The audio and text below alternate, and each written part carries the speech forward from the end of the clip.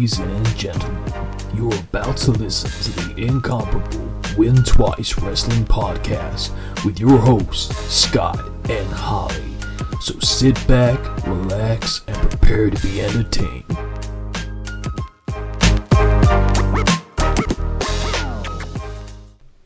Hello everybody and welcome to episode number 5 of the Win Twice Wrestling Podcast alongside your hosts Scott and Holly. Hello. Don't know why I said alongside, we're the only two people here, but that's a new one for the entry. It's been a while. I think it's mainly because you were away, so yes. I feel like I'm a bit rusty as a result of this. Did you have a nice time at least? I had a lovely time, yeah. Really glad to be back? Yeah, thrilled. Yeah, I bet you are. Just if not for anything else other than just recording these. Oh yeah. Good. Well, yes, it was sorely missed, but if there's any rust associated with this episode, I am going to be blaming Holly and taking none of the blame myself. So, Holly, what episode or what show are we covering today? We are covering a requested show. A requested show by Anonymous. And yes, that well-known anonymous person. SummerSlam 2016. So, yeah, SummerSlam 2016 on the 21st of August 2016. The venue was the Barclays Center in Brooklyn, New York, and the attendance on the night was 15,974. I mean, the show was picked from what I read in the email, mainly because of the main event, which obviously we'll get to as we go through. At the end. The end, as is the way time works. But what did you know of the event prior to rewatch? Because I don't know if you even saw it in the first instance. I assume you probably did. Yes, I definitely did. However, my memory is so piss poor that when it started, I was like, I don't know what's going on here. There was only one match that I remembered. What, like happening at all, or just in its? Okay, fine. Yeah. I mean, okay. When we get to that match, say this is the one I right. Perfect. Yeah. So, as we start the show, the opening package heavily focusing on New York, and it was being voiced over, I don't know if you knew this, by a genuine Italian gangster in Tony D'Angelo. It just sounded exactly like the stereotypical New York Italian. I thought it was nice. I kind of like it when they're doing a show and it's got a little bit of the personality of the location which they're in. Doesn't always funny because that's where I'd come back from, so I was like, oh, this is a bit spooky. Yeah, I mean, a bit of serendipity, should we say, for the show. That's a strong word. I don't think we're going to beat that today. But I also said that thank God I hear Michael Cole and not the German announcers, because... yes. But... they do feature. Well, yes and no. So, when they do the announcer rundown later on for the international teams, it wasn't the usual voice. No. So you know that as well. Oh, I know the tone of their voices very well. The timbre of well, I can't remember their name, so I'm not going to guess them again. But so I felt a little bit sad when I was going through them. We still got Funaki though, so all's well that ends well. It did take me halfway through to realise that actually this pay-per-view played correctly, and I didn't have to change any languages. So I wonder what that is then, because obviously mine didn't either. Yeah. But yours, when it played German, mine did as well. I wonder if it's like a default setting that they haven't twigged. I mean, if anyone's listening from the network, and trust me, there won't be, but if you happen to listen to this in hindsight when we're massively famous, not let us know, just fix it, sort your shit out, if that's not too much to ask. But yeah, so I remember a lot of the matches on this show. I haven't rewatched it since it was first aired, or probably the day after more than likely. But there were certain matches that I don't remember taking place at all. Speaking of which, we kick off the show with everyone's favourite New York's own boys. Yep. Got Enzo and Big Cass against Jerry KO. Yes, because you can't be a tag team. And if Jericho's in a tag team, you have got to put Jerry as part of it. So when he tag teamed with Big Show, it's Jerry Show.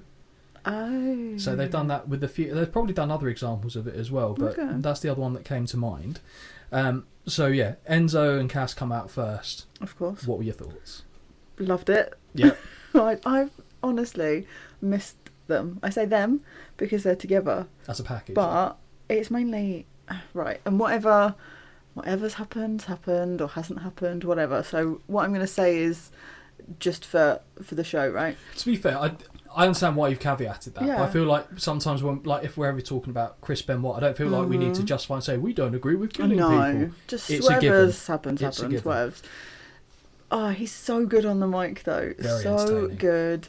Crowd freaking loved it. And it reminds me of when I went and saw I don't even know what I saw.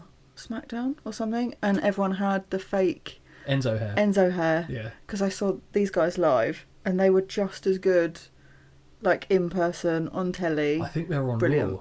You might have I can't remember which I saw. I've got the book, but I don't remember. See, I went around this time as well, and they had the Enzo thing for sale. But I'm pretty sure I went and saw SmackDown. Oh, maybe I saw Raw then. And I definitely saw those guys because they weren't on the show that I went to. I got overly excited. I wanted to get the quiff, but I was told by my friend that it probably wasn't the best for an overweight middle-aged man to be getting something like that. Good friend. But yeah, I thought it was exactly the right tone to kick this off with. Perfect people to start it as well. I will say though, I thought Big Cass was a little bit. He's been better with the microphone. Sure. So, but I think from what I understood, they'd had one pay-per-view appearance before this because they mentioned it during the course of the match. I think it was a 6-man tag with Cena. But I felt like because they were aware that it was on their own backs alone to carry the match, I felt like the nerves got the better of Big Cass. You kind of can see it in his face. Yeah. That he's a bit like a deer in headlights. I mean, I'd be absolutely useless. Oh, 100%. But you can kind of see it, and I think obviously Enzo is such a big character. If you don't match that character, you look out of place. Yeah, and not to pick faults in Big Cass, but because he's got massive eyes anyway, he already kind of has the deer in the headlights look. So I agree with you. I thought it was really noticeable. And then we see just Jericho and Kevin Owens. Right, I'm sorry. Okay. This annoys me so much. I don't mind Jericho wrestling in his pants, right? I don't mind it. He's not in the list of people I love seeing do that. What annoys me? Scarf. Why has he got a fucking scarf on? Because if he's chilly, put some clothes on. Because he's a hipster. It's like Donald Duck. When Donald Duck has a shower on cartoons, he gets out of the shower and puts a towel around his waist. Okay. But he doesn't wear trousers. So we're comparing he putting a scarf on? It's stupid. So just so I can get this down, in my head the logic made sense. We're comparing Jericho wearing a scarf and pants to Donald Duck putting a towel on after he's had a shower. Yeah. Okay. I'm not going to criticise that. It wound me up. It was the first point. I knew you didn't like it. But this is like, isn't this the list era? You just made the list. Yeah, he didn't have his list on him. No, so I love the list. Like when he used to do that segment, love that. Don't wrestle in. I mean, he doesn't wrestle in it, but like, don't come out in a stupid scarf. I thought it was alright. I thought because it went with the whole look and vibe. I mean, it does, but it's just annoying. Yeah, it's not his best look. I'll give you that, but I thought it was alright. I think as well the gear that Enzo had on was all kinds of spectacular. Oh, it's brilliant. The only thing I dislike, if you were to guess what I'm about to critique, what do you think I'm going to pinpoint? I don't know, because I saw he had socks. His socks had BIG on them. No, that didn't bother me. It was to do with what covered his arse. Like there was a shite emoji somewhere. Yeah, I mean, because he had like dungarees, but like the top was folded. Down, so it had the poop emoji on his arse. Oh, I see. Maybe I'm being overly critical, but I saw it and I went, "You fucking clown." I don't know why. I thought the rest of the look was good. I just saw that and went... Yeah, I mean, it's not necessary, but... No, it's not even not necessary. It's not even that funny, I don't think. Well, not if you're over the age of 10, no. No, well, to be fair, I mean, he's the height of a 10-year-old, so I guess maybe that's the market that he's working towards. But I think as well, in the early stage of the match, when they were going back and forth, there were a couple of things where there are a few missteps, and I know Enzo's not the best in the ring. He's not, but they featured him tres heavily in this match.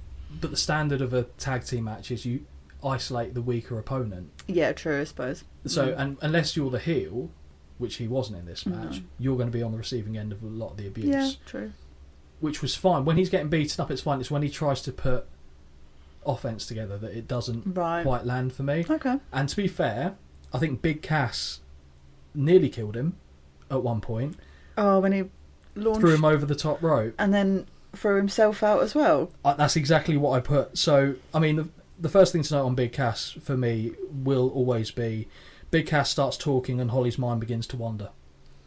I do like a bit of Big Cass. I know you do, Big Bill. Yeah. But he started talking and I was like, I wonder if Holly's paying attention. It's the first thing I thought. I did get overly excited and then... I bet you did. Realised I had to make notes. What if they brought them back... Yep. And they put Tony D'Angelo in there... Oh, God. And make it a faction? Then I'd be very annoyed. I think he'd warm.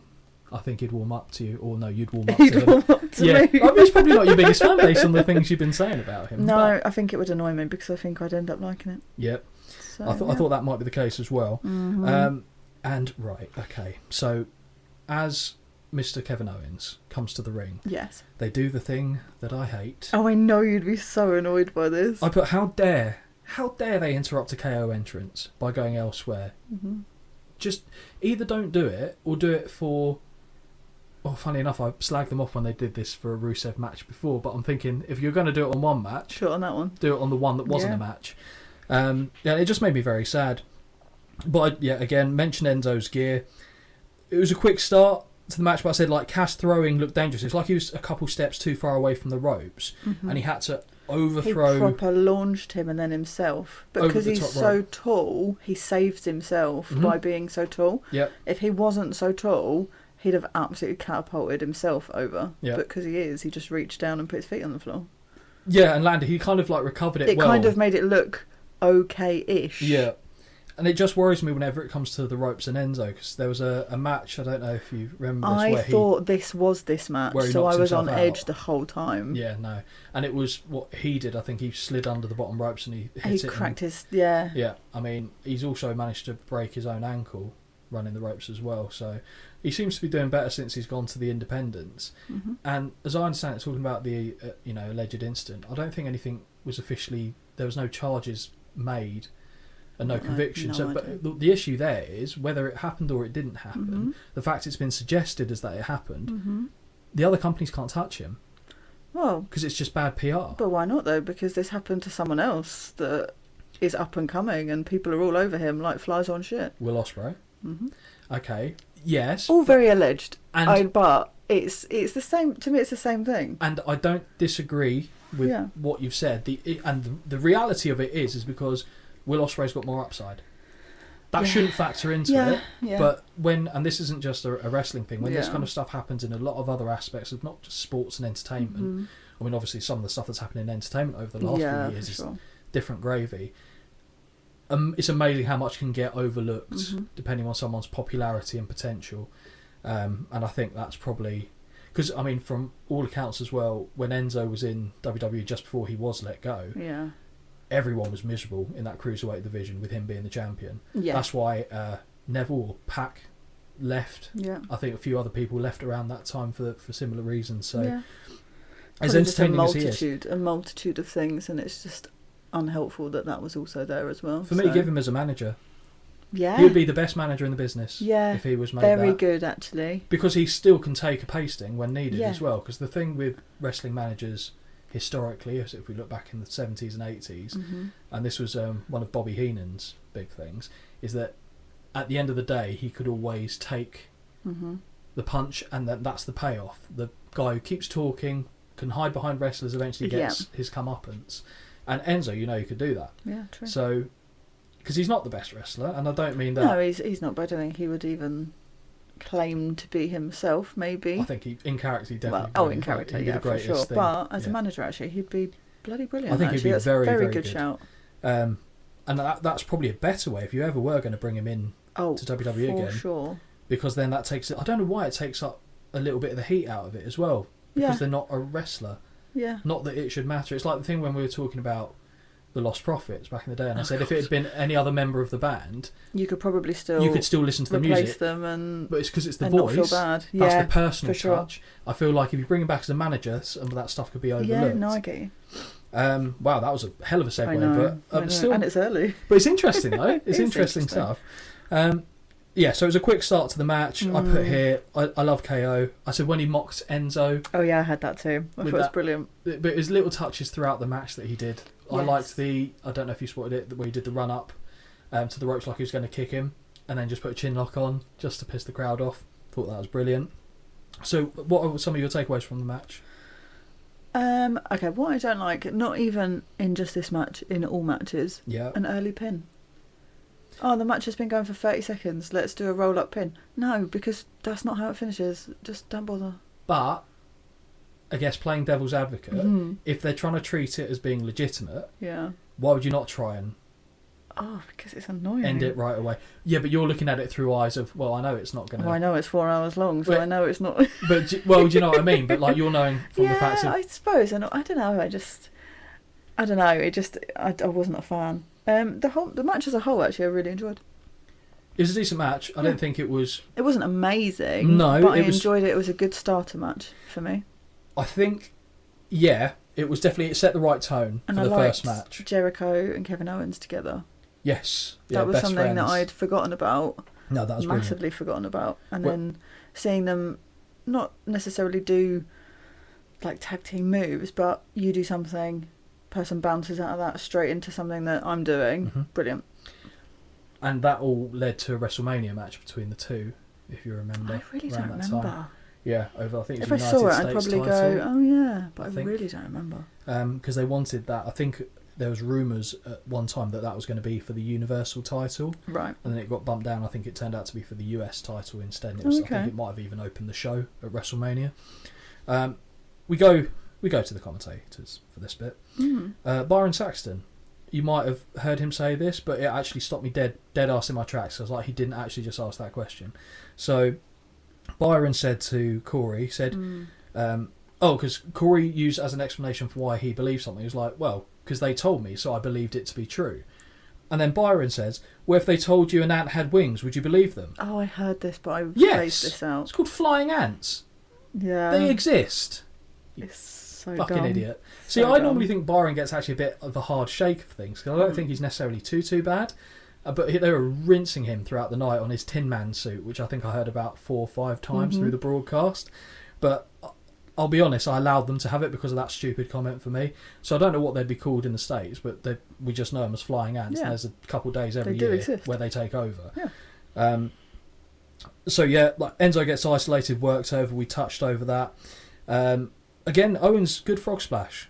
Mm-hmm. He's for a big lad. I'm always quite surprised when I see it. Yeah, I've seen it before, see it again, but I'm always quite surprised when I do see it. And it looks impactful. Like Van Damme's is the measuring. Well, Eddie Guerrero. I would be an RVD in his line. Yeah, I think the RVD bonus is that when he hits it, he bounces off, and it looks so impactful because it looks like it buggered him. Eddie Guerrero hits it with power, so I feel like that could be impactful. But Kevin Owens is just a big dude. Oh yeah, for sure. So that's why I think they've all got merit. But I think they're 3 of my favourites that I can think of. Really, because there's one later that I really enjoyed. Yeah, okay. I think another guy who you won't have heard of, a guy called Art Barr, who used to work in Mexico quite a lot. He was a tag team partner of Eddie Guerrero. I think Eddie took the frog splash from him, and he had a very pretty, where he almost kind of extended his arms and legs backwards, so he almost bent against the way he was supposed to. And then nice. Okay. Really good. If you ever get the chance to see that. He was another tragic wrestling case, of course. He died too young. So we got Big Boo on KO. And then one drops Jericho as he's jumping from the top rope. When people come from the top rope and they get hit with something, without even seeing what's going on the ground, you can tell by the way they jumped off what's going to happen. Like when they jump off completely straight and rigid. Yes, you know they're getting a boot or something, a drop kick, as we see 2 times later in the show. An RKO, something. Yeah, not that we do, but like that, you know that's coming. Yeah. Kevin Owens misses a cannonball. Big Cass starts clearing house. I didn't realise because obviously I don't do cannonballs, so I don't have to think about it.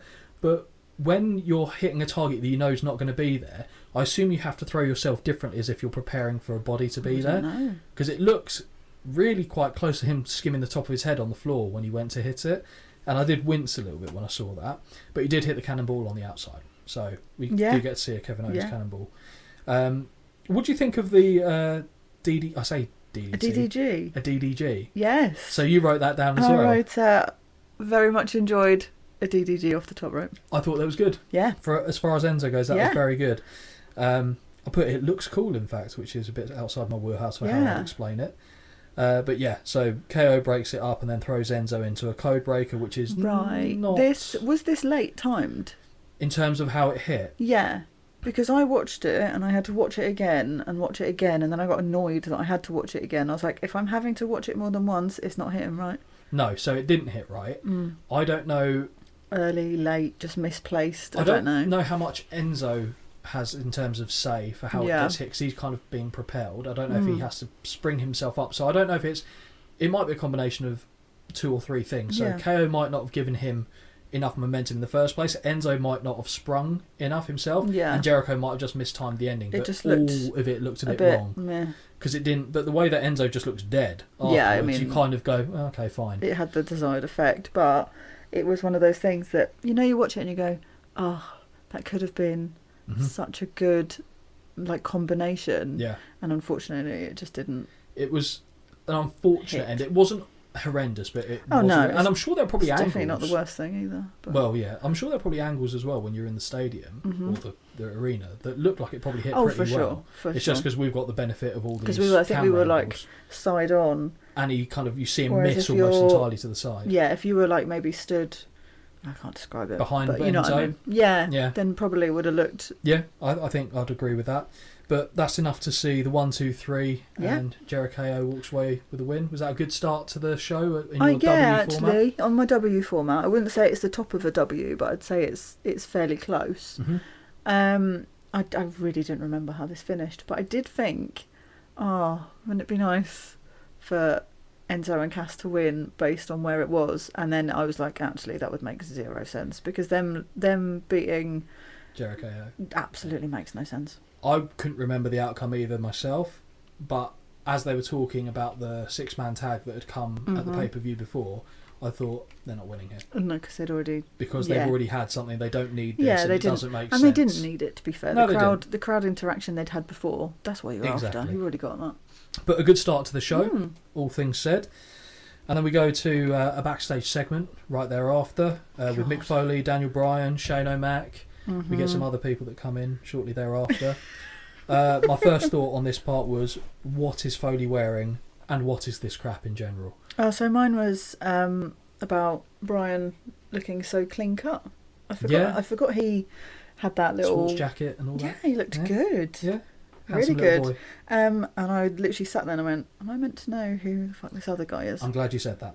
So he's there slagging off Stephanie. Oh yeah. So Jon Stewart was his name. Right. I did Google him after. Yeah. But I don't remember. I don't think I've ever watched anything that he's been in. No, nor do I care to, based on the performance over the course of the show. No. So he's slagging off Stephanie McMahon. Stephanie is right behind him because comedy. Shock, Stephanie appears, and I wasn't really paying attention to what they were talking about, but I definitely heard her say that she wanted to abuse people because she liked power.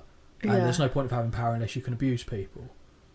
I mean, a lot of dictatorships have taken a similar trend to that, but she was very adamant that she wanted to abuse people.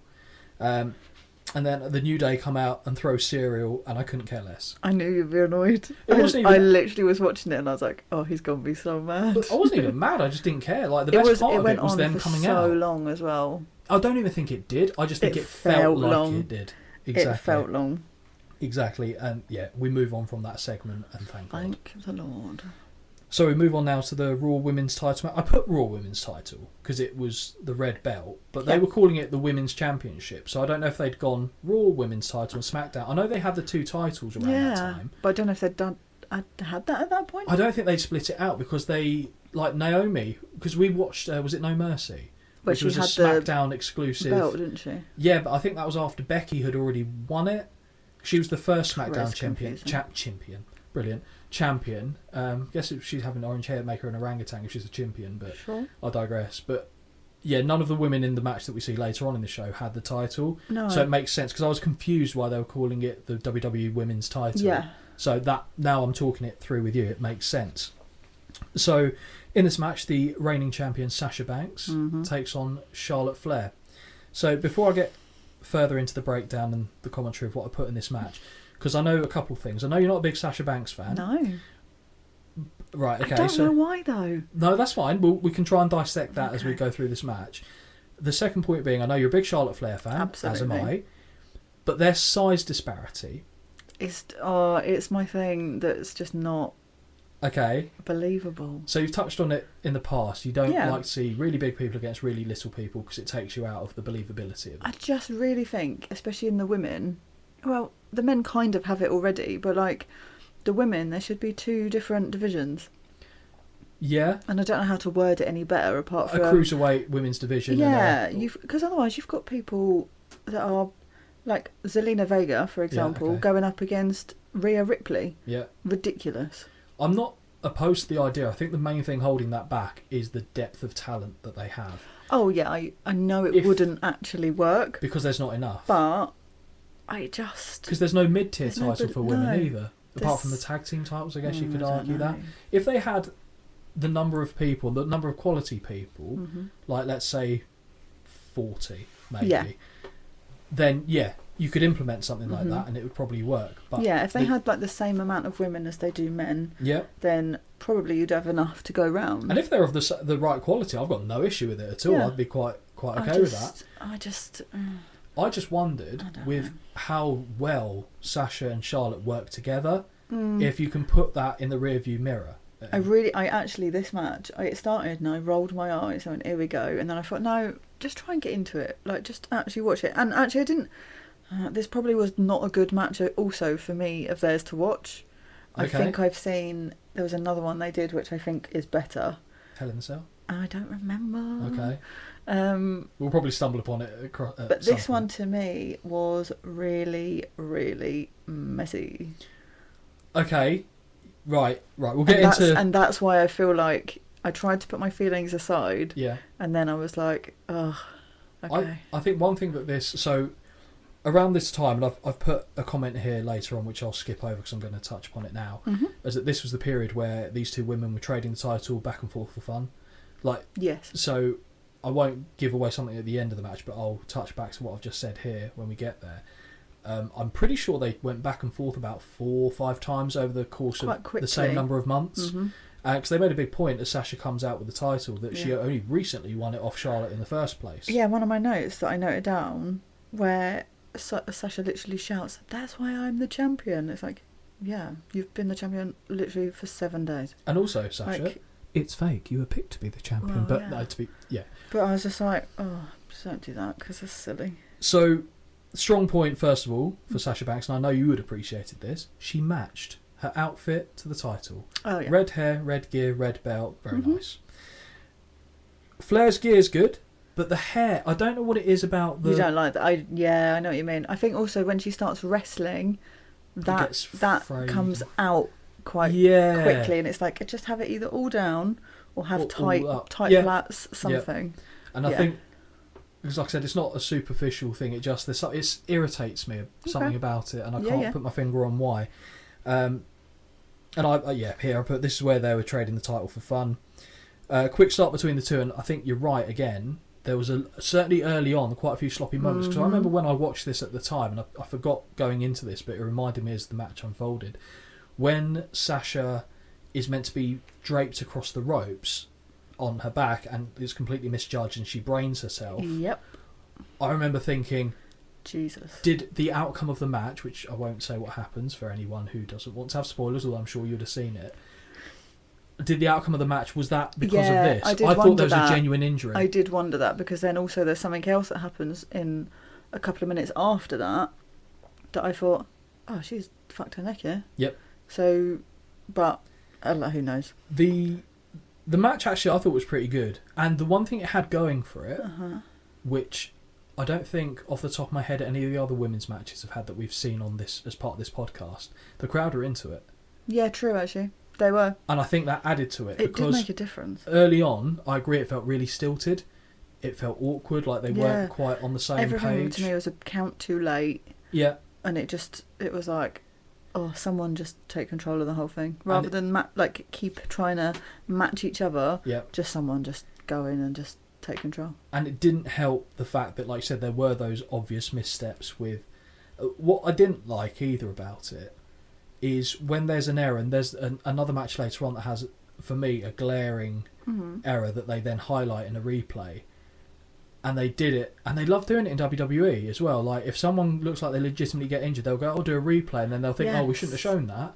But you've already shown us the thing twice, basically. Yeah, so we saw Sasha come off the top rope in badly at least twice, and then there's I don't know what the move is called. They're on the top rope, and Charlotte's trying to throw her off. Yeah. And Sasha does a come on, what's it called? I'm not even trying to be difficult here. I don't know what you're trying. Razor's Edge reversal. Okay, right. And I saw it like normal speed, and I was like, oh, that's nice. And then they showed it in slow-mo, and I was like, she cracks herself on the top of her head or her face, and it just looks awful. Do you know what's really funny? In my notes, I put, that looked really good. And then I saw the replay and went, oh, hang on. Yeah. But I don't know if it just looks worse because of the replay, or if it's actually, if you see it real time. I don't know if it's because of the angle. Exactly. I don't know, but it just looked, real time looked brilliant. And then they slowed it down, and I was like, I don't want to see this. There's a move that Sasha does, and I forgot she does it because I haven't seen a match of hers for a while, is where she runs to the corner, jumps up, puts her feet round the neck of the on-charging opponent, and then pulls them and then drives their head face first into the middle turnbuckle. Yeah. I like that. Okay. Because it's different enough. I mean, there's a way of doing it to make it look bad, I guess, if it's not timed well, but I thought it was done quite well here, and it reminded me that she did it. Like I said, it was enjoyable for me. So I put getting the back dropped over the ropes was horrendous, and she was lucky she didn't break her neck, genuinely, in the way that she hit. I guess it helps that she's about 10 pounds soaking wet, bless her, but if I'd done that, I'd still be there now. Oh, yeah, my neck would have snapped off. Yeah, I think most people would. I said these two work well together, but I know Holly would be hung up on the size difference, so that's why I mentioned early on how... And I feel like these two actually do still manage to negate it, I believe. It's not the worst pairing I've ever seen, but there is a little part of me... I think it's not even like the muscle mass. Yeah. It's the sheer height. Like, Charlotte is tall. Yeah, how old is she? She's about 5'10", I think. Yeah, and you think, well, Sasha Banks is like a pocket rocket. And I think it's just, for me, it's the sheer height. Because also, like, when she does oh, no. All the words have gone. Like, the move, her finishing move, basically. It's just like, well, Charlotte's literally twice the size of you in height-wise. Like, this doesn't work. Yeah. Unless the other person is really helping this. Okay, so which I appreciate is the case. I've got a slightly different take on that. Okay. So there was a moment where, and again, going back to some of their missteps early on, and I don't know if you saw it, but there was a moment where I think Flair went to put on a figure 4, figure 8, and just Sasha kicked her straight in the titty to get her right off, and it was a full-on kick in there. And I thought, when did... Charlotte have all those issues where there was their leakage or something in it. I think it was after that. I'm sure it was well after that, to be fair. But it's only really fairly. I'm thinking maybe this is the start of the downfall. But I thought that can't be nice. And didn't Banks also try and do a bank statement, and literally just Charlotte just stood there and was like, but I'm sure Sasha hit the mat in that position, and Charlotte literally just looks over her shoulder. But I can't... I'll be honest, it's quite bad because I can't remember specifically. Because when we watched the highlight video, they cut that bit off. They did, yes. But I wasn't sure if that's because Charlotte then quickly turned it into something and she wasn't meant to. But I don't have as much of an issue with Sasha's finisher. Okay. I don't like her frog splash because I don't believe it. No. Because she's so small. I feel like you could land on me all day and I'd be fine. But... you being Sasha in that equation, but the bank statement I don't mind because she does put her entire body weight behind it, and even though there isn't much, it does look good when it's executed nicely. But I could believe that if I'm off balance, and I think if she jumps on put her knees back, I'm going down, and I weigh more than Charlotte, so I'm pretty sure that's why I think you got to use, like, if her finisher was a choke slam, I'd be like, come on now, Hurricane. Just had to get that little dig in there. So what do you think of the Boston Crab over the ropes? Fine. I wasn't... I thought it was a bit interesting. But I think because I'd seen it already, but not by then, but I'd seen that in that other match we watched ages ago. Was it the Tajiri one? Yeah, Tarantula. And I don't know. It's slightly different. Yeah, I know it's not the same, but I was just a bit like... Okay, like it didn't. Fair enough. I thought it worked well because it didn't look like that was the setup. Like when Tajiri goes to do the tarantula, you know what's coming because he's on the turnbuckle. He locks his arms, then puts them in that position. Whereas Sasha was like, "Oh, here's an opportunity. I'm going to do this," and then she drove the knees into the back, which looked good. Yeah, because I genuinely think that's going to suck. Yeah. So. Flair kicks the knee and Banks hits her head in the buckles. Nice little touch. And I thought the Meteora that Sasha Banks did. You're looking at me when I said Meteora there, like, what is that? So when Flair was on the outside, Sasha's standing on the apron, or was it the ropes? I can't remember. And then jumps, then puts her knees over the shoulders. Oh, and drives her to the floor. Okay, that's what that is, yeah. Works well. I thought that looked quite good. So we get at the end, the finisher reversals, ends up with a crossface. Mm-hmm. I thought the transition to the natural selection from that was quite good. Yeah, me too, actually. I've got that as a point of interest. Because I didn't see that coming. No, I didn't either, actually. No, I did like that. I like, I think it's already been and gone by this point, but... Oh no, eventually, if I've missed anything. I like when different people do different moves to get them in and out of the rings, right? We know I like Baron Corbin's run round, slip out, slip in. Yeah. I enjoy the thing that Charlotte does where she runs and she like kind of handstands, but without her hands on the floor, into the turnbuckle, legs outside.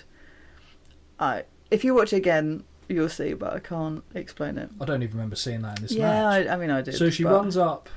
Yeah, she kind of like flips, effectively flips, but uses the turnbuckles as like a cushion. Okay. And then her body like ends up on the outside of so rope. That's what her dad used to do. Sorry, when you said from the outside, I imagined they were standing on the floor outside. Oh, I see. But you mean she's running in the ring? To get out. Yeah. That was basically a famous trope that her dad used to do all the time. So one of the things he'd do, he'd get thrown into the corner, send himself over the top, run to the corner next to him, climb up to the top, and every time without fail he'd get cut off by the babyface and then they'd press slam him off the top. It was like a standard Ric Flair move. But yeah, you're right. She's got the right height to do it. Yes, as well. Because she's tall enough. It works. Yeah, and I don't see her do that anymore.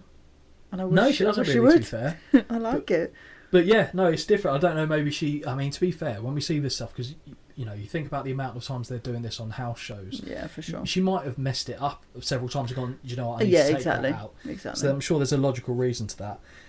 And like I said, after the back and forth on the finisher attempts, we're pretty much at the end. Yep. Sasha has the bank statement locked in, and I like how well Flair sells it because she really's got a good way of arching back. She's got the gymnastics ability to be able to proper be into it. And then it was at that point I was like, I remember the finish now. I did get to this part and go, I'm sure this doesn't end like this. And then it happened. I was like, I remember. And I like this ending. I think it's very good. Okay. Yeah. But we had it on. No, I don't like that one. Right. Okay. But in this instance, it works. I just think it's a bit clever but also obviously we don't know if that was meant to happen or whether that needed to happen. Because of the injury. Yeah. I think that was always scheduled to happen because, like I said, the amount of times the title went back and forth between the two. So we've got a new champion. So Charlotte arches back in the crossface, hooks the leg. Sasha doesn't realise she's being pinned. 1, 2, 3, new champ. Brilliant. And as as Charlotte Flair's leaving the ring, she goes 2 times. So this was 2016 in August. She's now like a 15, 14 time champion. So think about how many times she has to have won the belt since then. In that that's period. Crazy. And I genuinely think another 2 or 3 of them were that year, bearing in mind it's August when that was done. Yeah. Because I know they had a match at Hell in the Cell. I don't even know if I've seen that event, to be fair. But I think what's the one where they go into the crowd and she's got the bank statement on over the guard. That was was on Raw. I enjoyed that match. I remember watching that. I don't think that was on a pay-per-view or premium live event. I think that was on Raw. Okay. And yeah, we'll find that one out. But I think that was where that was. But yes, we've got a new champ. So what do you think of the match overall? I enjoyed it. Yeah, I enjoyed it. Which surprised me because I thought I'd be like, snore me now. Yeah, I didn't. But I did actually get into it. But I liked the way it finished also because it kept Charlotte as the heel. Yeah. Because she's taken the title back well quick. Mm-hmm. And it just kept her as that character that she plays so well. And after Sasha went to all that effort of getting her hair dyed to be the right colour, wearing the gear, she doesn't have the title sleeves now. On. Oh yeah. But we have new champion. So yes. Now we go to, and there's a theme with the backstage segments in this show, and that theme is they're shit. All of them. Yep. Mm-hmm. And this one we see Carl Anderson, Luke Gallows, AJ Styles, and a little bit later Finn Balor. I put the Bullet Club reunion. Mm-hmm. So, are you aware of the Bullet Club? I was aware of the 3 of them without Balor. Okay, so, but do you know them as just the club in WWE? You don't know where this has come from outside? No, I know. I say no. I do, but if you asked me to tell you, I couldn't. Okay, so there'll be other opportunities to discuss it, but I'll give you a bit of information as to why this had some sort of meaning. In New Japan, basically a faction was formed called the Bullet Club. Yeah. And in terms of the low-level details of that, I don't know, but it was basically a faction that was created because they love their factions in Japanese wrestling. So oftentimes in that promotion, you've got 4 or 5 factions at any one time. Right. And it just works the way that they're all feuded. They're like no alliances, they're all in it for their own little group. And over the course of the years, because I'm trying to think when the faction was first formed, it was probably like 2012 or something around then. And 2 of the first members in that were Gallows and Anderson. And the group leader and the person who created the faction, Finn Balor. Oh, really? So that's why oftentimes in WWE you see his some of the signs and some of the gear he's had said Balor Club. Yeah. Because it's basically because he can't say Bullet Club because that's trademarked elsewhere. I see. And whenever they're doing the Too Sweet sign, is that what that is? That's from Bullet Club. Because I've seen them obviously do that. Yeah. But I'm like, because that was what NWO thing back in the day on WCW. It was the Too Sweet. And so you have various people that have joined that group over the course of the time. Different leaders. Finn Balor was a leader. Kenny Omega, I think, was a leader of that group for a while. AJ Styles was the leader of the group. I think AJ Styles kicked Kenny out, or the other way round. Cody Rhodes was involved in the group. The Young Bucks were involved in the group. You've got the Guerrillas of War, who are a New Japan tag team, who you won't know, but loads of people that have been involved in this faction over the years. But a lot of them, because it's been going on so long, there have been so many different iterations, a lot of the people who are in the group weren't in the group at the same time. So Finn Balor and AJ Styles were never in that faction at the same time. AJ Styles took the reins later on. So we see them having because when they were brought into WWE, AJ Styles, Gallows and Anderson were always, it was nudge, nudge, wink, wink, they're the club. Yeah. Because you can't say Bullet Club. And that's the first time, I think, on WWE TV that they've had Finn Balor in the same area. So the crowd, you could hear as soon as he came onto screen, it wasn't just because it was Finn Balor, it's because the smarter fans in the audience went, oh. And that's why they were going, do you want to do the Too Sweet sign? And he just walks off. My question with what they were doing there, because I don't really remember the goings on, it's explained later on. I just didn't understand why Anderson and Gallows were examining piss. Oh, they were doing that stupid thing where they were the doctors. Yeah, which is awful. It was pointless. I said it's interesting though, because they're examining piss when usually all they're given in WWE is shit. But I didn't realise, it was supposed to be Big E's testicle. Yes. Floating in formaldehyde. Yeah. I didn't know that. I thought it's basically like an egg and pickle juice. Yeah, exactly. Yeah. And I just didn't understand why they were examining piss. Those things to me are just pointless. Oh, they're shit. It's so silly. It's in a different era that wasn't... Oh, sorry. I mean, do the kids even care about that? No, I don't think so. No one cares. Yeah, like I said, at least it was fairly shortish. Yeah, it wasn't too long. But I don't... Yeah, it gave me time to go and get Freddo. Was that when it was? Yeah, I had to. Freddo. Was any Prosecco used in the show? It was actually. Love that. It We've was. Not got there yet. No, we haven't got there yet. Fantastic. So, we move on to the next match. Mm-hmm. Just to pre-warn you, I only wrote down 5 things about this match. I wrote down 1, 2, 3, 4, 5, 6, 7, 8, 9. So that's not a lot. So by your standards, that is not a lot. And one of mine isn't even about either man that wrestled. Well, I think it's about Maurice. Is that I start with Maurice comment, I'll be honest. So, as yours are shorter notes. Yeah. As we go into this match, The Miz defending his Intercontinental title against Apollo Crews. Mm-hmm. Sorry, I was about to say, I will obviously let you crack on with this, but the first comment I want to make was actually in the promo package that they did to hype up this match and explain how it got to where it was. Mm-hmm. It's so dumb, because the basis of this feud, as I understand it, is The Miz just going, oh, Apollo Creed. Yeah. Oh, Apollo Creed. Yeah. Yeah. Apollo Creed. It's so annoying. It's not even funny. No, it's like childish playground stuff. Well, no one cares. Pull each other's hair. Push each other down. Yeah, and then he's like, no, that's not my name. Yeah, like, it is ridiculous. I'm behind this guy. I hope he wins. Just dumb. The whole thing's dumb. I did not care. If that, especially seeing as SummerSlam's supposed to be your second biggest show of the year after WrestleMania. Yeah. I like Apollo Crews as an in-ring competitor. Yeah. This just was shit. This could have been deleted from the whole thing. Awful. So, right, sorry, as we were, crack on with... I mean, My notes were just... I really tried, and then I was like, no, I'm trying to force something here that's just not here. The first note, Maurice looks phenomenal. I concur. Absolutely phenomenal. I concur. I'd tell you what, get rid of the match. Just have her stand in the ring for the time that the match should have been on. I would rather have watched that. It was just... I concur. A dross. So, yeah, I mean, that was my first comment. Maurice's outfit is sensational. Yeah, she looks banging. Sensational. And then Miz with his whole Phantom of the Opera face mask. Oh, Didn't really see the point of it. I'll be honest, I didn't really see it because I wasn't looking at him. Yeah. But I did catch it when that's weird. When they do the closey, kissy it thing. just didn't really need it. And then Apollo Crews came out, and I was like, yeah, he's pretty stacked. But he always has been.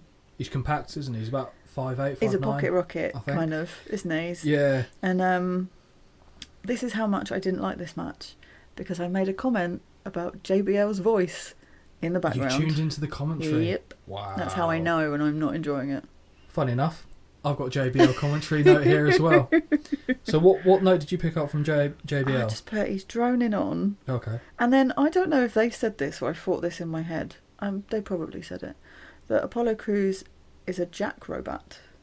Yeah, they did say that. Thank God, because I was like, there's no way that I would have made that up by myself. Yeah. And I was like, no, that makes sense. And that's fine. He's jacked. He's an acrobat. Yeah, a jack. And he is very good. The standing back tuck, brilliant. It's not a dive.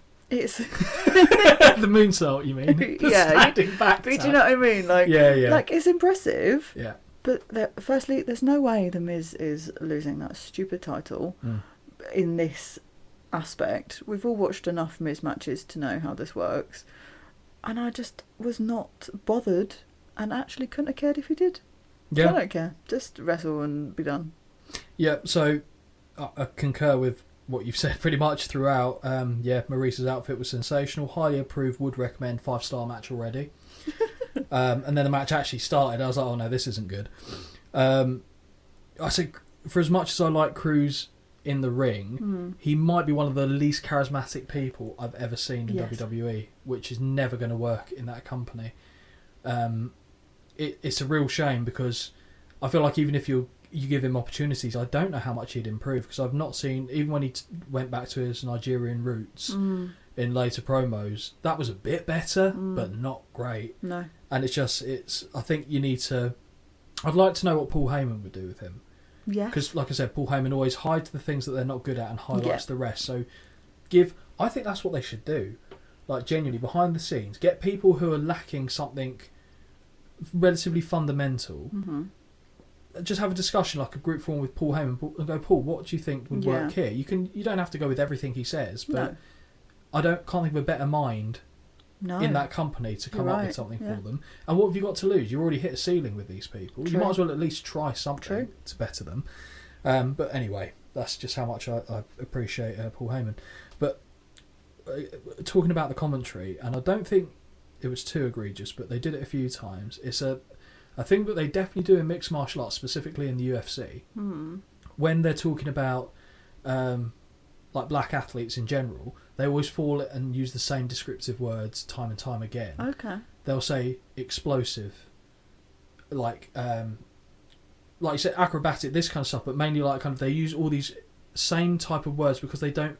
I feel like, they go, the black athletes, therefore he must be good at this, this, this, and this. Right. And they use these descriptive words, which aren't always the case. I guess the point I'm getting to on this one, to be fair, in this instance it works because he is, as you said, he's compact, he is quick, he does everything right. Yeah. But it just reminded me of these old tropes where they just try and fit certain people into certain types of boxes in terms of competitors. And it's more, to be fair, to do with MMA. But because I wasn't caring about the content of the match, I started listening more to the commentary, and I was just like, oh no, they're going to start saying these same things that they do elsewhere. The JBL comment I put specifically was about, they touched upon his nickname from when he was an amateur wrestler. Right. You might have heard them say it. They said about his nickname was Uha Nation. Oh, yeah. Which was because he was as strong as a small army or something like that. And that used to be his independent name. Oh, right. So his wrestling name before WWE was Uha Nation. Okay. And I remember hearing that and going, what? Because I've seen some of his independent matches. Never understood where that came from, and I never bothered to look it up. So I actually got educated there by JBL on something, which was quite good. again, Apollo just showing his athletic abilities, drop kick, kick up, enziguri, all very impressive. Yeah. Right spring to it. He looks like he hangs a bit in the air as well. I just don't think it was a SummerSlam match. It wasn't. I think it was a Monday night match or a Thursday night match, whatever. Yeah, no, I don't. But I felt like I needed to give a little bit of. Oh yeah, I was done by this point. I'd shut up shop. I think so. There was a bit where I think when Miz does the corner clothesline, where the guy's standing in the turnbuckles, he jumps through, his legs goes through the middle ropes, and then he clotheslines them. That where Apollo then catches him, pulls him out, turns him around, throws him with a overhead belly to belly suplex. Mm-hmm. Nice, I like that. Working with what you got.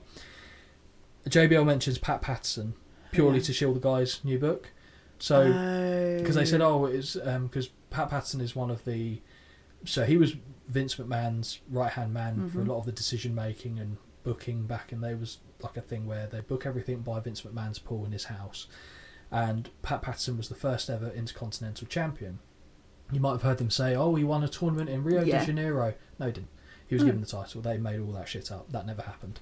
So they just went, no one's going to look it up, because back then, how could you? So you couldn't ask people in Rio and go, exactly. So I understand how they were tying that in with the Intercontinental title match, but it was purely to mention about his new book coming out called Accepted, I think it was. I've seen the documentary about Pat Patterson. It's on the network. It's actually very good, because he was one of the first openly gay wrestlers, and he was closeted for a while, but I think it was like everyone knew. Kind of, that was the thing. And the thing being, he was accepted for it, and it's nice. It's a real nice story, actually. But again, I think it was just a highlight of how unimportant this match was. Let's talk about something else while it's going on. Exactly. So, the Miz dodges Cruz in the corner, hits a skull-crushing finale, and retains. Maurice back on screen. It's now a 10-star match. Yeah, she could have just been on it the whole time. Yeah, it was. Yeah, her, for as bad as the match was, her outfit was good. Yeah. Very short match, honestly, but I'm glad it was. Thank God. It needed to be a short match, because we'd had two pretty good matches. This is you get your beer match. It is you get your beer match, and it's also the bottom of your W. Yeah, so it's working. It's conforming to, because especially because I know you preferred the first one to the second match as well. So it's literally this is so far, but it's working the Holly scale. Eventually, there will be a perfect W show for you. Yeah, there will be. Okay, so moving on to the next match. Right. Yeah. Okay, so we've got AJ Styles against John Cena. How many times are we going to watch John Cena? To be fair, John Cena's in everything. There's two people in this, again, pay-per-view, and I was like, these two must be the people we've reviewed every damn time. Main event one, you're talking about? Yeah.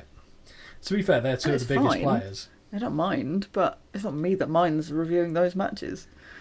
Well, you're making it out like I do. Well, one of them. Yeah, okay, not fine. This one.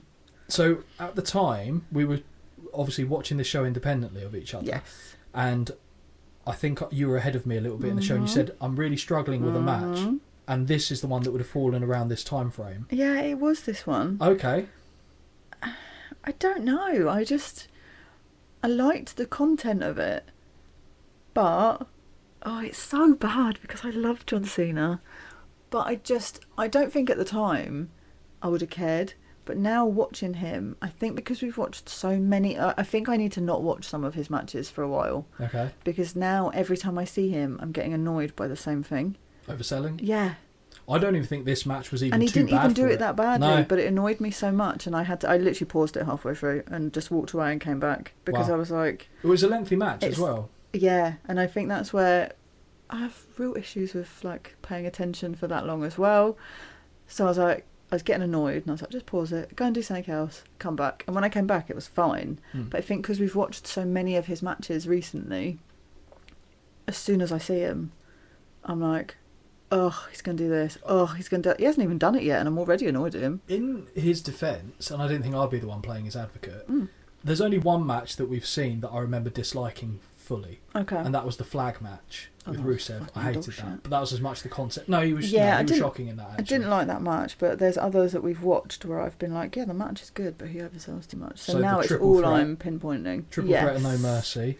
The One Night Stand, Rob Van Dam. I thought those were two actually good matches, but it's just the little things I pinpoint on. But do you know what? You've landed on a very interesting point here, and that is when, because you probably weren't watching at the time when he was the doctor of thugonomics. Master. No.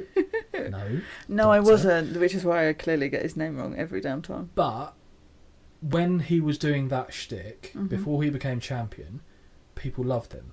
Like, he was because it was a bit different. He was allowed to kind of be a bit more out there, and it worked. He's now being put in so many high-profile matches. Yeah. It's the being forced down the throat thing. People are bored of it. People who aren't children, yes, or have any other difficulties in life, are getting bored by it, because it's just the same thing. And this isn't. I don't think this is just a John Cena thing. But when you see the same person over and over again, and to be fair, that's probably why I feel the way I do about Randy Orton. Yeah, because I'm watching the same thing over and over again. And John Cena was just an example of that, because of how much he was forced down people's throats. True. And I think because the nature of what we're doing here, we're picking a lot of shows where his matches are on. Well, it's not intentional. It's just unfortunate timing, and it was, my brain will just be like, here we go again. And I think as well, in this match, I noted a few instances where they did the same moves that they did in the triple threat at No Mercy. And I was like, I've already seen this. So, as Cena comes out, booed, obviously, because that is a John Cena. I do look forward to watching one, though, where he's not. We will. There are definitely, I know for a fact there are quite a few. But I said he was being very odd when he came out, because the crowd was so loud, doing the John Cena sucks, and he started doing this weird little dancey thing, like the white guy dance that doesn't, and it didn't hit for me. I did say though that, again, giving the crowd credit, it felt like a big match. Yeah, crowd were into it. It felt like a bigger match than other matches that come later on that should have felt like big matches. Okay. So, which I always like, because it adds something to it. But yeah, the crowd are alive for this. John Cena again playing more as a heel. Yeah, it's never intentional. Like, he's never really meant to be. No, AJ Styles, the way it's been booked, is clearly the heel. But poor John Cena will always be the heel in these situations. But he plays on it well. He does the right thing. I was going to say, he goes with the flow. Yeah. So if he knows, I need to do this more in this match, he will do it. Yeah. And that's a credit to him. I think, well, so this touches upon what I said earlier. So AJ suplexing Cena on the apron to the show. My brain went, I've seen this. And I actually then went back, because I'm writing in the same notepad. I see. I looked at my notes for No Mercy and I went, yeah, they did this exact move on that show. And I guess it's fine, because they were, 2 months apart? Yeah. So you probably wouldn't think about it. It's only because we've watched it fairly recently. And had to do like an analysis of it for the purpose of the podcast. Notice. Yeah. Styles nearly hits the lights with a huge back body drop, playing to Cena's advantage. Yes. So when he runs in, Cena gives him some height. That was impressive. But AJ's flailing in the air and landing safely. I was like, that was very good. Yeah. And it's such a simple thing. Yeah. It's not like a complex move, but it just works. It's simple but effective. It played to both men's strengths. Yep, Cena being strong, AJ Styles being a jackrabat. Yeah. Nimble, lithe, we'll go with. So what other comments do you have on yours? Because I assume you probably had quite, even though you did it in 2 segments, you probably have a fair few. Yeah, I mean, there's a couple. There's the bit where I think Cena goes to do, is it the attitude adjustment? The AA? Off the shoulders? And then Styles managed to flip out of it and land on his feet. And I was like, yes, very nice. Because we saw one of their matches before. And I was like, this is going to go one of 2 ways. It's either going to be really nice or it's going to be scrappy. Well, we've seen a few of them, because he did it with Punk as well, didn't he? Exactly. But that was really nice. Yeah. And Cena definitely showcases his power. Like, there's one move where I didn't even know what it was. I tried to listen for them to say it, and they didn't. I think I know what you're going to say, to be fair. He's like on Cena's shoulder. He throws him onto his shoulder, and then it's like a one-sided body slam. And I thought, that's nice. Okay, so there was a bit where he had him like he was carrying him like he was about to press him, and then he throws him over his shoulder and hits a TKO. Yeah. So it's a bit like Nikki Bella's finisher, except there. So it's showing that he's got the power. But I don't like the landing on it. It doesn't look right. It's impressive. I like the load, effectively. Like, it just... I don't know how to word it. It's the only way I would call it. You like John Cena's load, it's fine. But it shows the power well, but the landing of it I always think looks odd. Because, again, he's done that. He did it with AJ Styles in the other match as well, I'm pretty sure. Cena hit a drop kick. I don't know if you commented on this. It actually looked good. It didn't look like a traditional drop kick, but it looked decent. Was that off the...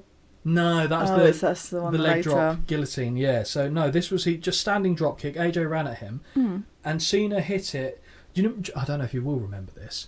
We were talking about how, or I was talking about how Rusev hits that thrust side kick. So it's not like the Dolph Ziggler sweet chin music. Yeah. Rusev kind of kicks through it, so it looks more impactful because he's a bigger guy. Cena's drop kick looks like Rusev's version of a side kick because he hits them with so hard. Like, he's very tucked, and then all of a sudden, like, explodes with the power. Yeah, exactly that. And it kind of had that same effect for me, and I thought it was actually pretty good. And yeah, we touched upon it. I called it a weird TKO, that move that Cena does where he throws him up there. I said it looks physically impressive, but crap at the same time, because it doesn't look like it's meant to land like that. Because I think ideally, and this isn't a criticism because John Cena's ludicrously strong, what you want to do from there is throw him up enough so you just grab their head and like almost bring him down like an RKO. Yeah. But he doesn't quite do that. He throws it up and he looks like he's being reversed. He looks like he's taking most of the hit. Well, yeah, the point I was getting at. Yeah. So, an attitude adjustment out of nowhere gets 2. The torture rack bomb that follows by AJ Styles was good. So the torture rack bomb is when Cena, I think, had climbed up the rope and AJ pulled him off. So he was lying back first across his shoulders. Then he spins him out. I like that. Because they did that, I think, again, in the No Mercy triple threat. And it didn't quite land right. But here, looked good. Nice. Looked very good. Yeah, I did enjoy that. You got any other comments for this one? I wrote down, no water in the pool. Brilliant. Do you know what? I nearly wrote that as exact words. Was that the 450 splash to just nothing? Yes. Yeah. I just thought that was very amusing. That's funny enough. That's actually just before the comment I put, the move again, which I know you don't know the name of, the Ushigoroshi. Oh yeah, no. Which is AJ Styles, where he's got them on the shoulders, flips them off like he's going to hit an attitude adjustment, and puts his knee out so it catches their neck. Yes. So as they said in commentary, he picked it up in Japan. The 450 springboard misses, but then Cena hits again the code red. It's hit well, and I don't have any complaints about the execution, but he doesn't look right doing it. No, because it's not in his wheelhouse. And I think with John Cena matches in general, when he's going up against someone who's considered to be a better in-ring performer than him, and they're given a long match, he always... I don't know if I do mean this as a criticism, but he always tries to get in stuff that he doesn't normally do. Yeah, to kind of show. Oh, look, I can also do this, you know. Yeah, no, but you don't. Just because you can doesn't mean you should, like we've said previously. Yeah. And then after the code red, I said one of the worst chin rest submissions I have ever seen. Oh, it does nothing. Not only does it do nothing, but as he's got his arms locked, AJ Styles is freely moving his head around. Yeah. Not even being touched. No. And yet Cena's still going and pulling this like he's having a powerful shite. It's overselling. That's what he does. Yeah, but I just can't stand that version of the move. It's awful. Yeah, it's silly. From one not good move to another move that I know you don't like, but Holly will not like this calf crusher. It looks like AJ Styles has pretzeled his own legs, and he looks like he's hurting himself. Yes. And Cena's just... just drives me mad. So that was a less than ideal portion of the match. Cena with a tornado DDT. Again, lands well. Yeah. I don't think I've ever seen him hit that before. I'm sure he probably has. But again, I'm going, that's not too shabby. Move. But it was, again, hit well, so credit to him. And the guillotine leg drop, a move which I've said several times I dislike. Yeah. That's about as good as he's ever going to hit that. I literally said, finally, we see him do this properly.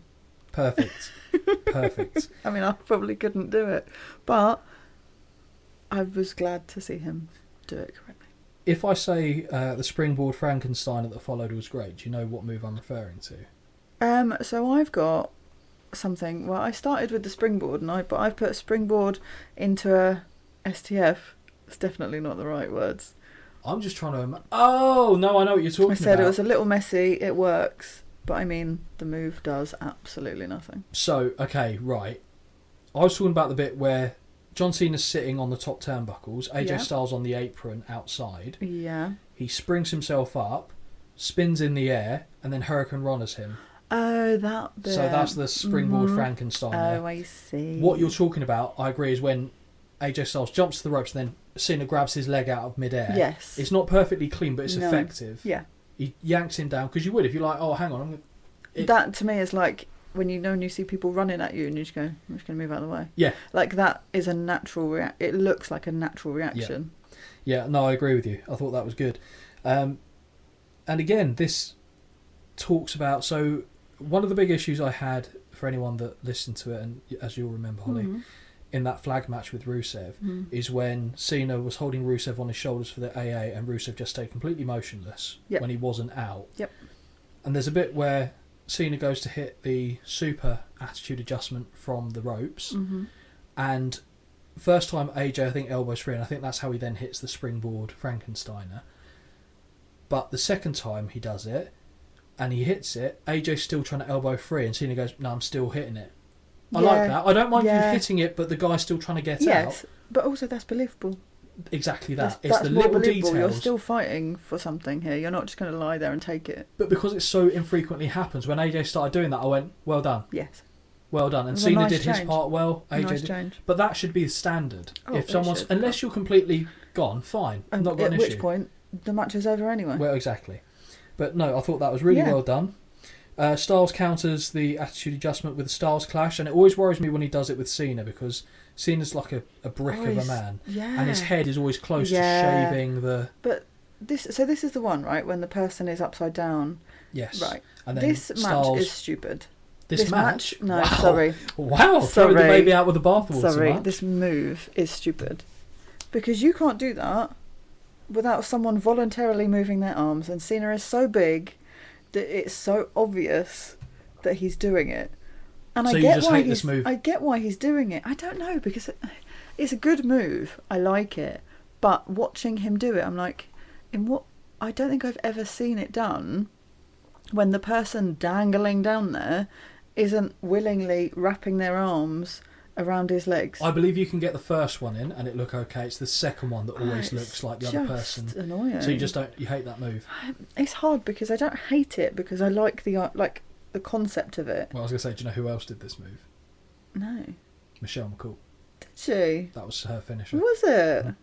Right, I'm gonna freaking watch her do it and see if I prefer it. AJ Styles did it first, but Michelle McCool started doing it in WWE. I'm gonna watch her do it and see if I prefer it. We haven't actually had a Michelle McCool match yet. I know. So, but yeah, I like the idea of it. It's just, I think because it's Cena and he's so big and he is so happy to try and help where he can, it's so obvious that you just think, oh, all right, just lie down and pretend he's hit you with the move anyway. Like, it's a bit pointless to me.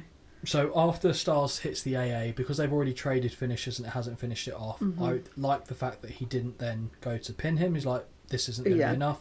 Goes outside, hits the phenomenal forearm. 1, 2, 3. AJ Styles does what he says he loves to do, beat up John Cena, and walks away with the win. Oh, and then John was very sad. Yeah. Took off his wristband. Had a woe is me moment in the ring. Yeah, I was like, was he signalling that he's retiring or he can't do it anymore? But well, that's what I thought, and I was like, hang on, we're in 2023 and he's still lingering around. I think it was a very good match. Yeah, it was alright as a whole, actually. Yeah. I'm trying to think if I preferred any of the matches over this so far. I think this is probably my favourite, if I'm judging it under its own gravity and not thinking about No Mercy and all this stuff. Yeah.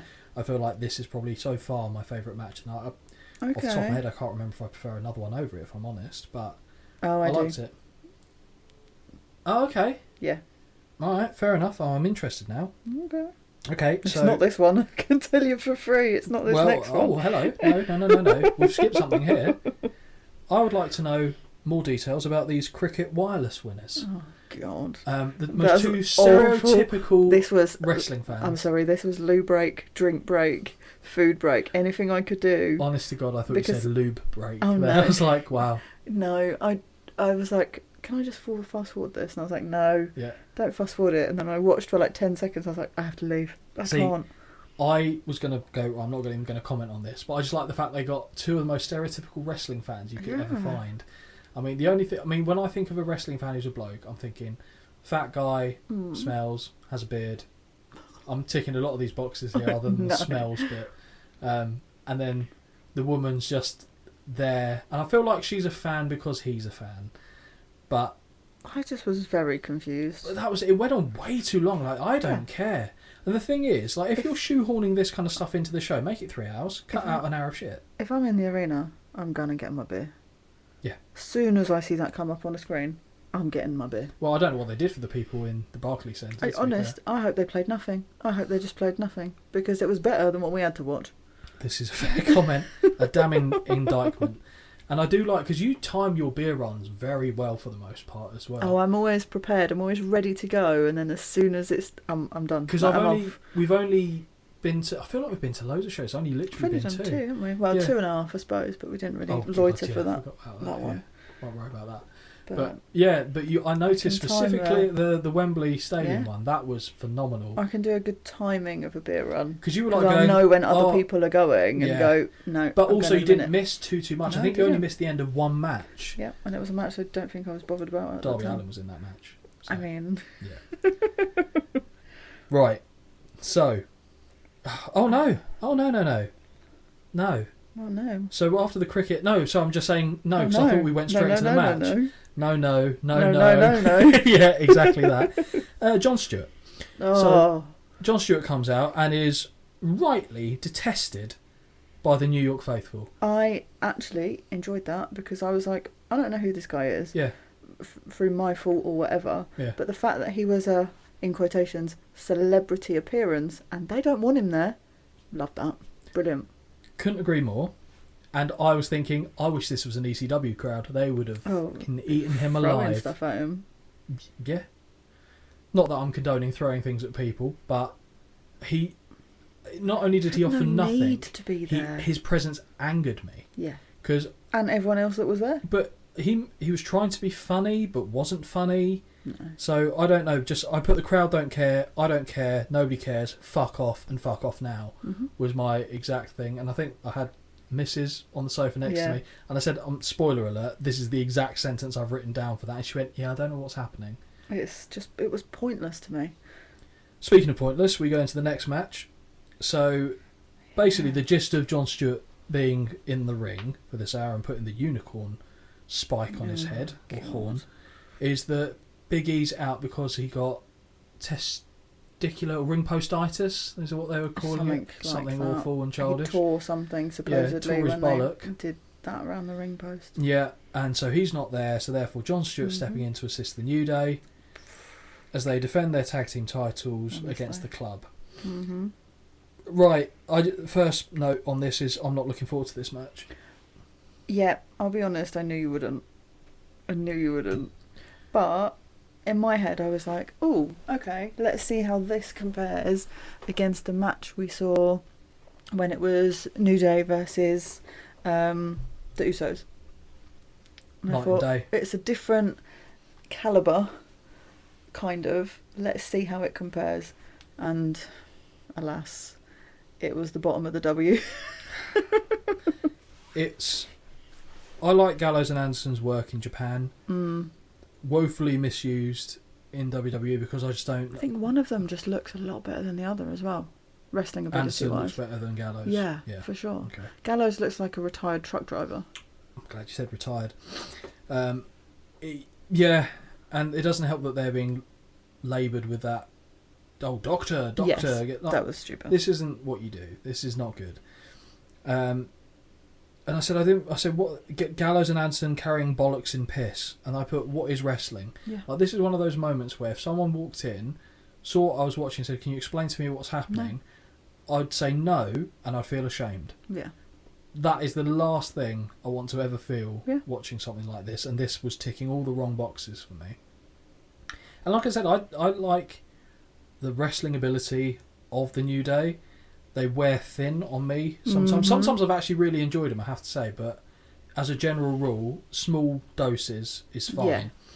And I mean, the gear. What do you make of the gear? There's got so many comments on the gear alone in this match, surely. See, it doesn't offend me. I don't mind it because it works for their characters.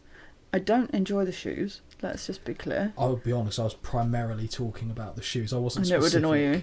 Yeah. But, like, their ring gear is fine for me. I don't mind it. The shoes just pointless. I like the black and yellow of the club. I thought that was quite nice. Yes. Nice look. Solid. And that's about all the notes I have on the gear, because I tried to describe what Kofi and Xavier were wearing, and I'll be honest, I was coming up with goose egg. Absolutely nothing on I mean, I've made a comment about what someone wears, but they don't appear till a bit later. Right, okay, I think I know where you're going with that. Some of the actual content of the match, the leaping double chest stomp by Kofi was actually one of his better ones. It's funny because it was a move that I said he often cocks up. Yes. And the 2 times I've seen him do it in the podcast so far, he's actually done it pretty well. Yeah. So it shows that it was able to be hit quite nicely at one point. I don't like the Unicorn Stampede. No. It's fine at first, it's fine. And then it goes on, and then it goes on, and then it stops being funny. Then I get angry, and then I'm so angry it's funny again, and then I'm just angry. It just goes on. It takes you on a roller coaster. Like Ronan Keating, honestly. It was, and the fact that JBL called it that makes me even sadder. It was just, I was in a low point watching this match on the show. Okay. Yeah, I mean, I wasn't loving it. So much so that I did actually tune in to the commentary. Okay. Again. So we've got some takeaways, have we? Yes. Xavier Woods has a PhD. He does. At which point I snorted because I thought they were making reference to also, his video antics. Oh, yeah. And then I Googled it because I was like, hang on. No, I don't need to Google that. Okay, I've seen that. Obviously. Yeah. Obviously. And I was like, I Googled it because I just thought they were joking. But actually, he does have a PhD in psychology. Yeah, he was doing it. They said he was one that only wrestlers to achieve that.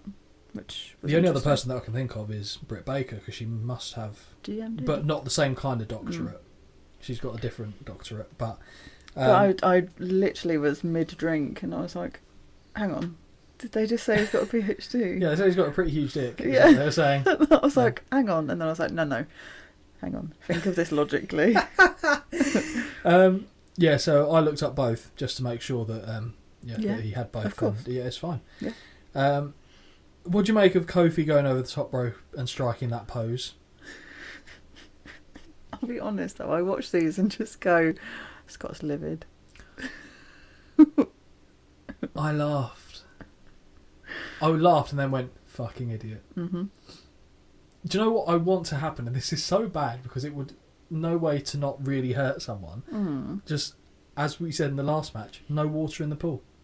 Yeah, do it and there's no one there. No, you wouldn't. Damn right, imagine if you thought they were there and just went over the top rope, did that and just went but also, on the floor. This is one of those moves where you look and you go, oh, there's someone coming towards me, but they got their back to me, so actually I could just sidestep out of the way of this. Yeah. But no, I'm going to take the weight of it, obviously.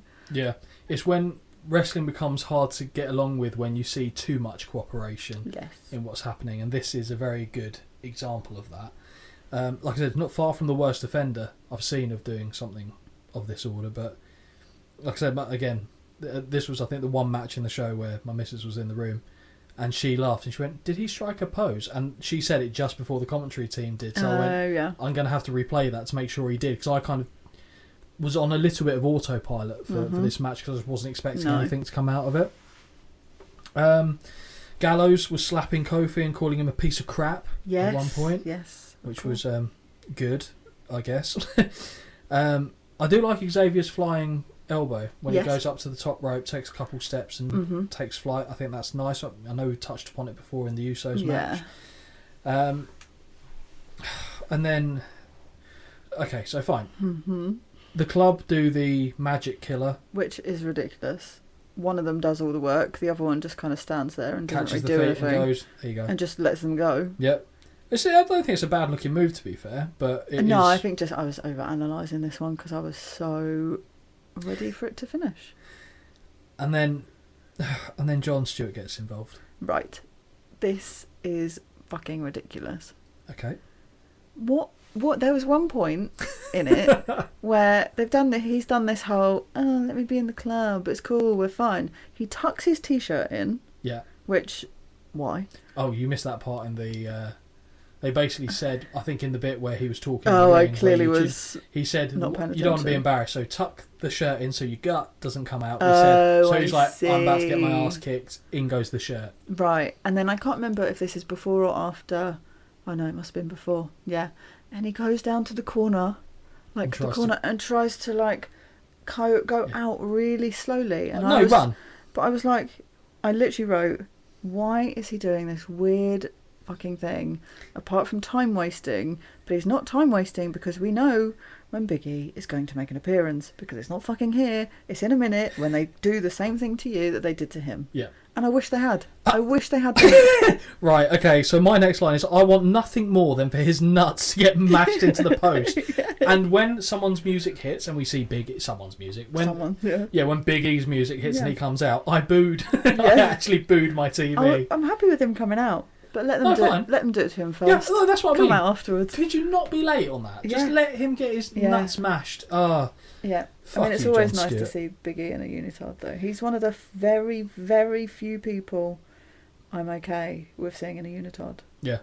Well, you've got to keep, all that chest meat concealed briefly. Absolutely stacked. He's stacked. Like, I wonder what bra size he'd be. Pancakes and bootios, clearly. Yeah, clearly. So if anyone's looking to get a chest then drinks the pickle juice. Well, it's supposed to be formaldehyde, so that's... Yeah, that's... I'm surprised there's no way he ran that by doing that with anyone, because then it looks like, I'm drinking chemicals. Yeah, no. And they're like, oh, maybe kids don't do that, because they're marketed towards kids as well. Yeah, true, yeah. Yeah, I thought that was a little bit of a slip on his part. But yeah, so basically what we've learnt there is, if you want to get in either really good shape or go up a few bra sizes, is pancakes, bootios and formaldehyde. Yeah. So also, get that man off the stage or ring trying to attempt doing that dancing. It literally made me die inside. Honestly. I'm sure Jon Stewart is a wonderful human being. I'm sure he is, I mean this but he's got no rhythm. Well, no, but I mean this from the bottom of my heart. I never want to see you on my fucking telly in a wrestling-related capacity ever again. Yeah. And if I do see it, it'll be too soon.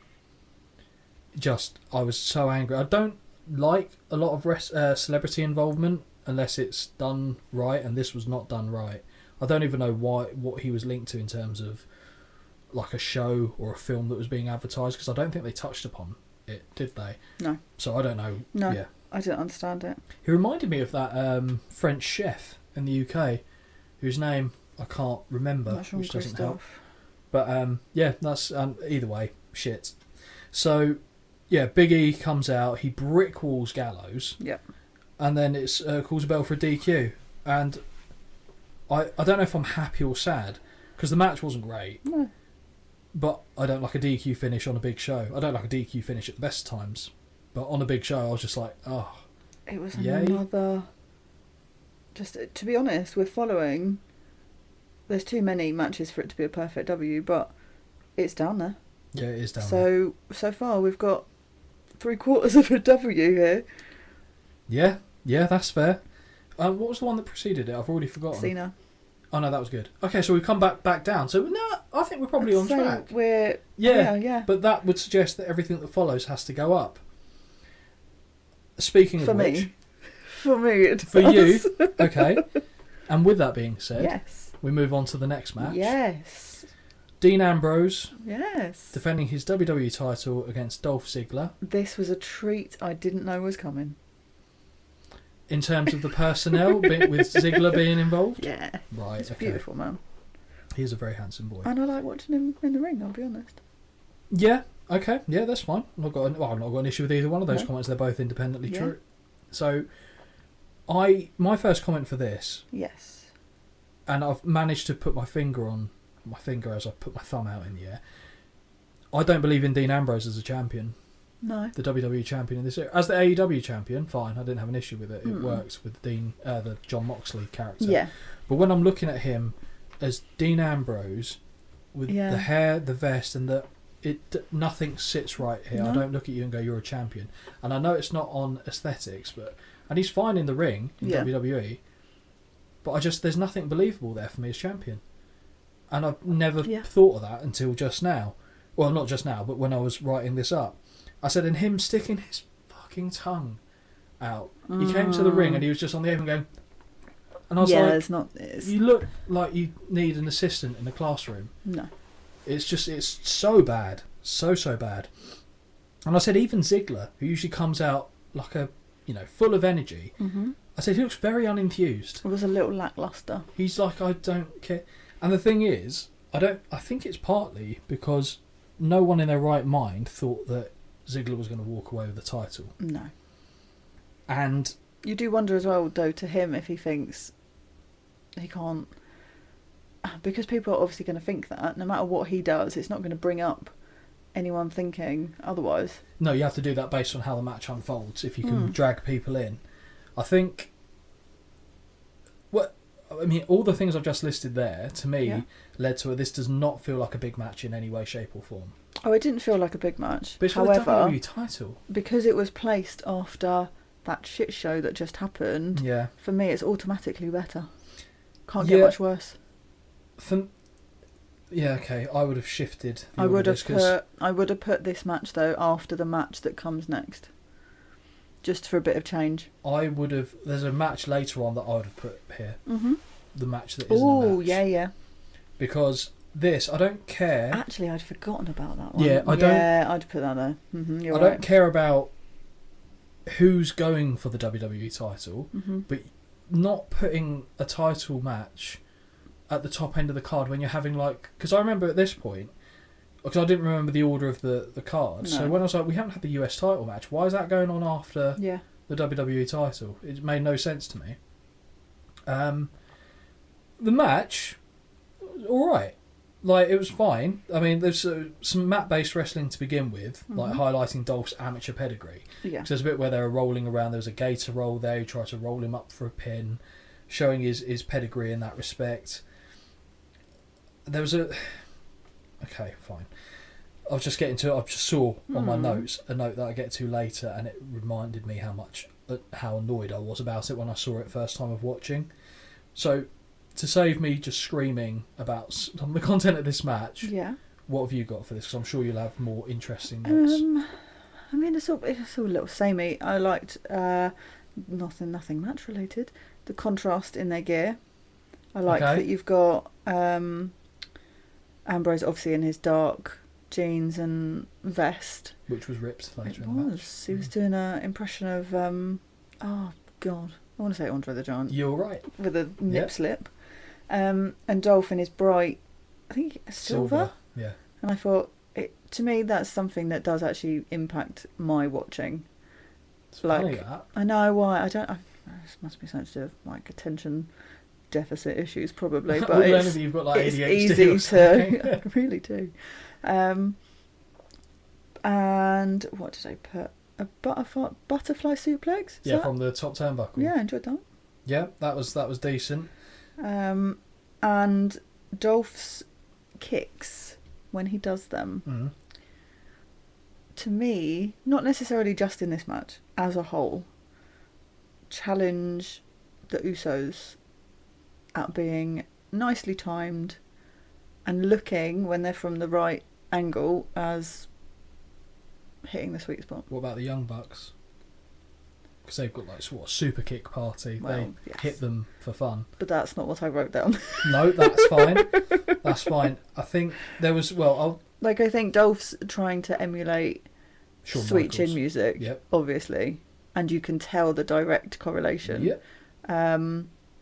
But then I just compared it to the Usos because they were the only people in my head at that point, and I thought, I'm just going to compare them. I just thought, as we were talking about it, they're the other one that comes to mind. So, early on in the match, Ambrose blocks the DDT and then throws Dolph over the top. And I wouldn't write something like that down, but the slap of Dolph hitting the mat was very aesthetically. It sounded good. Yes. Sounded impactful, which I like that. I put Avalanche Butterfly Suplex was great, which we touched upon.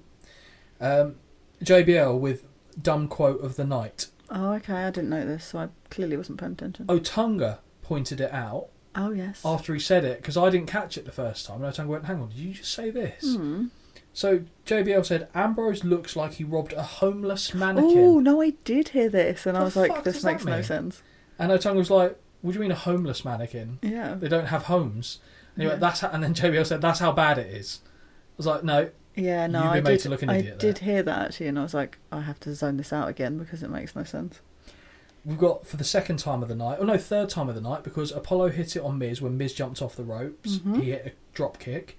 We saw it in one of the matches that went on before that. I think it was Jericho comes off the top and Cass hits him with a big boot. Yes. And in this match, Dolph hits a nice drop kick as Ambrose takes flight. Absolutely. I've seen that too many times this match. Maybe have a word. And if who's going to do what in what match. Not only that, but if you're not going to have the word, just watch it. Yeah, and then go, true. Maybe we'll change this up. Yeah. Anything. But anyway, that's a small little point for me. I put Ziggler sells a double underhook facebuster like a hero.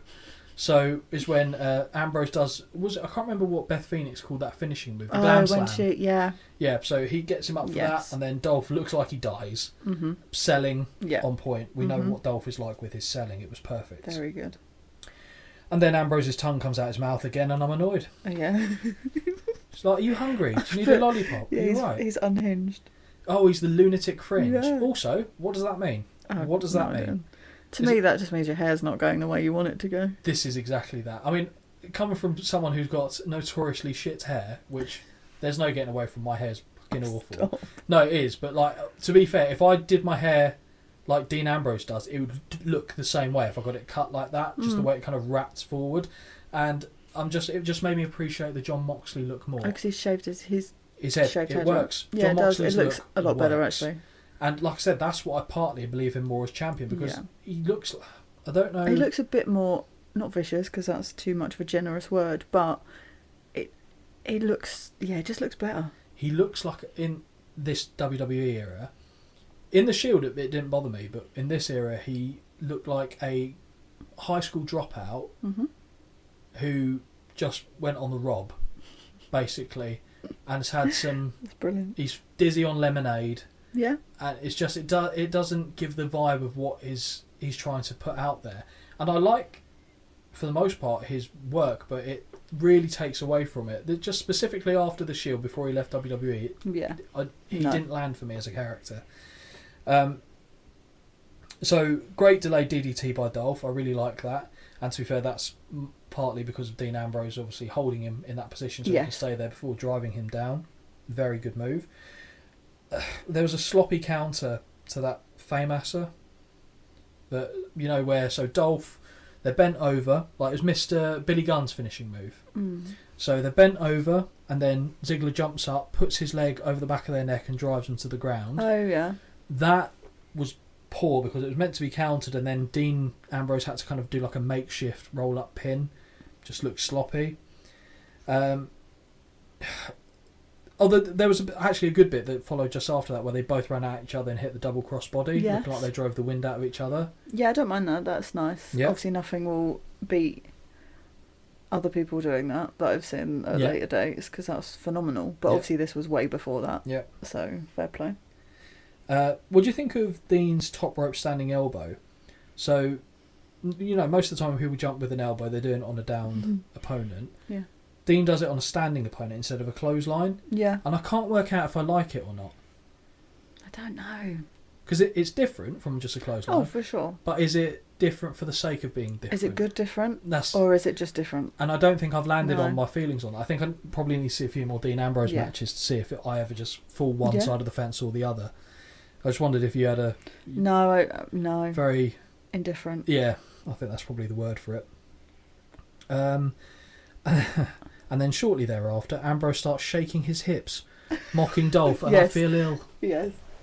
It made me chuckle, but then I was like, why? Because I imagine why are we doing I'm this? Just having flashbacks to the first time we covered a Dean Ambrose match, and I said it's like the 40-year-old who comes home as your daughter's date. Oh, God, yes. Your teenage daughter's date. And just imagine him going like, Yeah. It was amusing, but it was amusing in like a cringe sort of way, and I'm sure that's probably how it was meant to be, but I was like, okay, we're done now, we don't need to do it more than once as well. Like, but it went on and went on and on. Yeah, it was a bit too much. If you've got enough time to do that, then surely you're winning this match now, because if you've got enough time to do that, your opponent's fecked. Well, exactly that.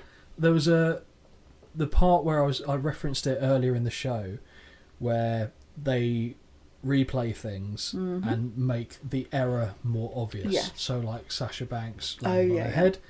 This one for me was 20 times worse than anything. And I entirely blame Dean Ambrose for this. So they're outside on the floor. Yeah. Dolph hits a super kick. Yeah. and then Dean decides, oh, actually, I want to throw myself into the crowd. Yes. So he takes the kick, walks back, jumps a bit more, and you're like, it looks so fake. Yeah. It looks so bad. And then they show it in the replay. Don't show that. No, I agree fully on that. Actually. I remember watching that being like, It's so shit. Yeah. It's awful. And I got really annoyed when they replayed it. Because I was like, if you want to replay Who is the kick... making the call to replay this shit? His name eludes me, but he was on WWE books for decades. I don't know if he's still there. But he was the head of like the camera angles and all this on the production side of things. He's got massive buck front teeth and his name has completely eluded me. But not his finest work if he was behind the decision making on that one. No. Zigzag from Dolph Ziggler gets 2. The lunatic lariat. I put it really looks good to me, and it applies here. So when Dean Ambrose goes into the ropes, bounces off, I like it. I like it because it's something that's different. It is. But for him, it works as his character. But do you know I do who like took it. That from? No. It's another one of your favourites. Oh. Nigel McGuinness. Really? When Nigel was wrestling, he did that, and Nigel did it miles better. Oh, I love him. I love to have a watch. Yeah. Gives me an excuse to Google him. I find, like I said, I've got Ring of Honor DVDs and shit. Well, actually, I think I've still got access to the Ring of Honor streaming thing, so I could find Nigel McGuinness match for there because he was really good at it. Oh, okay. There's another thing that Nigel McGuinness used to do, where he would run into the corner and he'd do a headstand. Yeah. So he'd be bolt upright with his head on the top turnbuckle, and as someone would run to him to do something, he'd drop his legs down and kick him in the face. Oh, okay. And it was quite effective, but it also allowed the opportunity for some good counters as well, where he'd go to do that and the other person would run in and kick his face while he's upside down. So it worked both ways. Okay. Nigel had some quite creative moves, to give him credit. I was a big fan. So I said there's a bit of an awkward back and forth on the top rope between Dolph and Dean at this point. And I was because again, I couldn't remember, I knew who won, but I couldn't remember how it finished. And then when they jumped off the top ropes and they landed for a second, my brain went, wait, what was that supposed to be? Okay. And then Ambrose hits the Dirty Deeds. 1, 2, 3. Bosh. And do you know what? I found it a little bit disrespectful, the way he kind of covered him like, yeah, that's what I said was going to happen kind of thing. And it was quite good for the character, but I felt a bit bad for Dolph, actually. Yeah. And Dolph Ziggler again comes up short, as is the story of his career. Poor guy. Dean Ambrose walks away with the WWE title. How did you feel about the match? Because you might have had a different takeaway than I did. I didn't mind it, but I just feel like it's in comparison to what you're watching before. Like if the match before it had have been maybe the Cena and Styles match, this one would have been below, like would have gone down on the W, for example. Yep. But because the match before it was awful, this for me probably rated a lot higher than it would have done in any other circumstance. Card placement is key, and I thought the match was good, but like you said, if I'm looking at each match in a silo, I'd give it like a C+ if I was rating it on a school like paper. It wasn't a fail. I would put it down as a C because that's how bad that Dean Ambrose sell for me was. Yeah, I mean Dolph's in there, so he'll get the plus for me. That'll sell it for me. That's fine. But yeah, so it was okay, but again, it's not a SummerSlam WWE title match. No, it's really not. Again, you could put this on during the week. Yeah, that one. They probably did, to be fair. Yeah. But okay, so we move in now to the women's 6-person tag. Yes, we are. This was a treat, wasn't it? Just. I'll let you take the reins on this one. Parties involved. So, who do we have in this match? So, Naomi, Carmella, and Becky. Yeah. All of which, I would say, were in their best gimmick eras. This is when I liked all of them the most. You're talking about the gear and stuff? Yep. See, this is when I know that this podcast is a good idea. You said the same thing. And they're going up against? Natalya. Yeah. And Bliss, which I knew you would be very happy with. So at this point, I couldn't remember this. And then Eva Marie's name came up. And they started doing that really boring shit they used to do when she just obviously didn't wrestle. The ravishing lady in red. Yeah. And then I went, hold up. I know this because I've seen this many times. Exactly. And it was her first match back after her neck injury. Yeah, and what was weird about this, because I couldn't remember at all, So when I heard Eva Marie's music, I was like, I don't know if I've ever seen her have a match, now that I think about it. And I was like, oh, maybe this was it. And then when they said she wasn't going to be there, my brain could not work out who was going to come out. And then when I heard it, I went, oh. And I was like, as Nikki Bella came out, she got a pop. She did, yeah. She's on the heel team. That is the only thing that did confuse me. Yeah. Yeah. But then this started building the rivalry with her and Carmella. Which worked very nicely. I think you hit upon the first point I had. I said 4 of the women in this match. Mm-hmm. The gear even was on point. Was this your favourite Bliss era as well? Or was the one after Bliss? Quite like the more recent Bliss, minus so obviously not the siding with Bray Wyatt, the Fiend stuff. Also, okay, so I'll get into my comment on Bliss in a second, but I thought Naomi, there's something about Naomi's entrance, man. Every time she comes out, it gets me properly ready for something. I don't know what I'm getting ready for. It's good, and it makes sense for her to go out first. And that girl can fucking dance. Oh, absolutely. She's throwing all the kinds of shapes. Absolutely. I said Carmella, that is the best. Not only is that the best gimmick for her, which is great, and they massively missed a trick by changing her away from this. Yeah. That is the best gear as well. Oh, for sure. So different. Yes. But it works. And it's not like, I mean, obviously she's got a crop top on, but it's not skimpy. No. Which for me, as a female, is actually quite nice looking at. Yeah, she's got a banging figure, but we don't need to show her in barely no clothes. She's got tracksuit bottoms on and Jordans. Yep. Like, brilliant. But it was honestly, it was so spot on. Because the first comment I thought was Naomi's on point, and then she came out and I was like, that's on point. Yeah. Becky came out, I was like, 3 for 3. All of them, yeah. Natalia came out and I went, it's fine. I feel a bit bad for her. Like, you look at everyone else's entrances and they get changed, and she's had the same boring fucking entrance forever. At least she doesn't have the cat ears. But then she doesn't do anything when she comes out anyway. She just does that twisty walk thing, which drives me insane. Yes. It's not exciting. Then Bliss comes out. Mm-hmm. We know my thoughts on Bliss. Yes. I will say, if I was to critique anything on this, she had too much makeup on. Like, you could see the foundation was caked. It was a bit orangey, and I like them natural.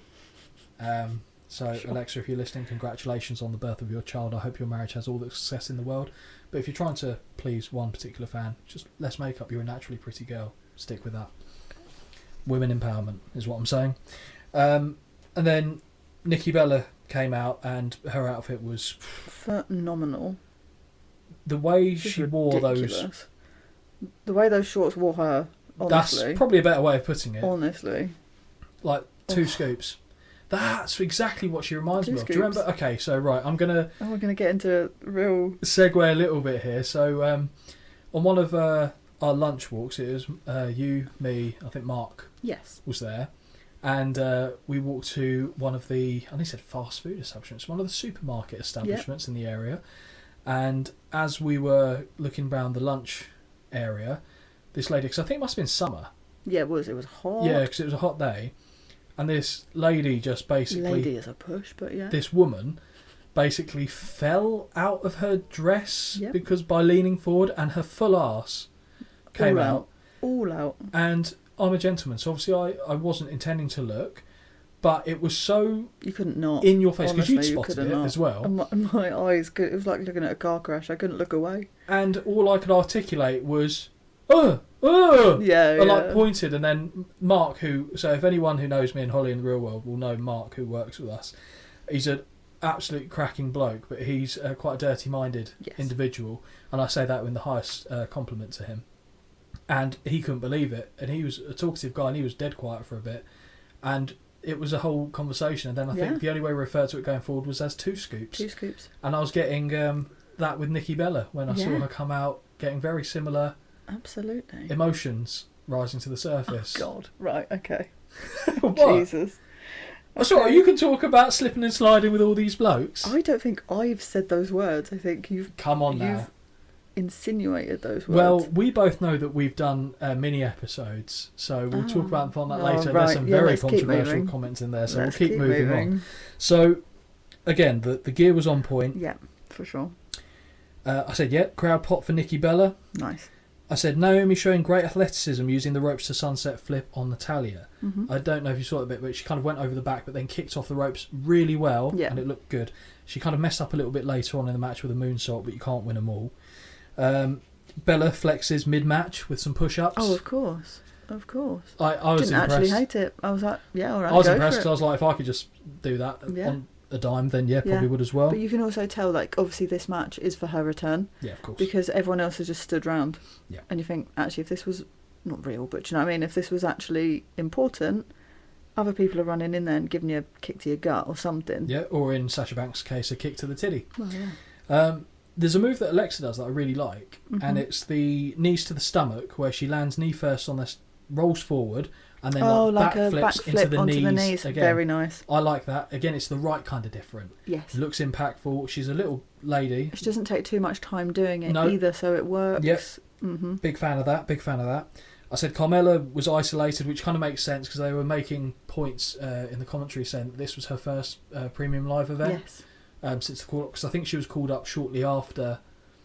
Actually, no, I don't know if she was called up after Enzo and Big Cass, but she was, because she was down in NXT without them, not for very long. Right, but okay. You're educating me. No, I just remember that happening because I remember being like, oh, they've left her behind, but it was intentional. Yes, and it worked splitting them up. I think. So we got. Well, there's a few, odd moments in here. I wonder if you're going to say the same one as me. We'll probably the bit about Becky Lynch in a second, but so Natty, when they're isolating Carmella, Natalya has an abdominal stretch on her. Oh yes. And then grabs the leg and pulls it back. Yeah. And because Carmella's, flexible and light, works. Looks good. Look painful. Looks uncomfortable. And then we go to the bit which I didn't like, which is when all three women are stacked in the corner leaning on each other. Oh, kick out. Yeah, what is that called? Out. Annoying. Yeah, you're not wrong. I put Lynch stacks all three opponents up and hits three jumping kicks is all I could use to describe it.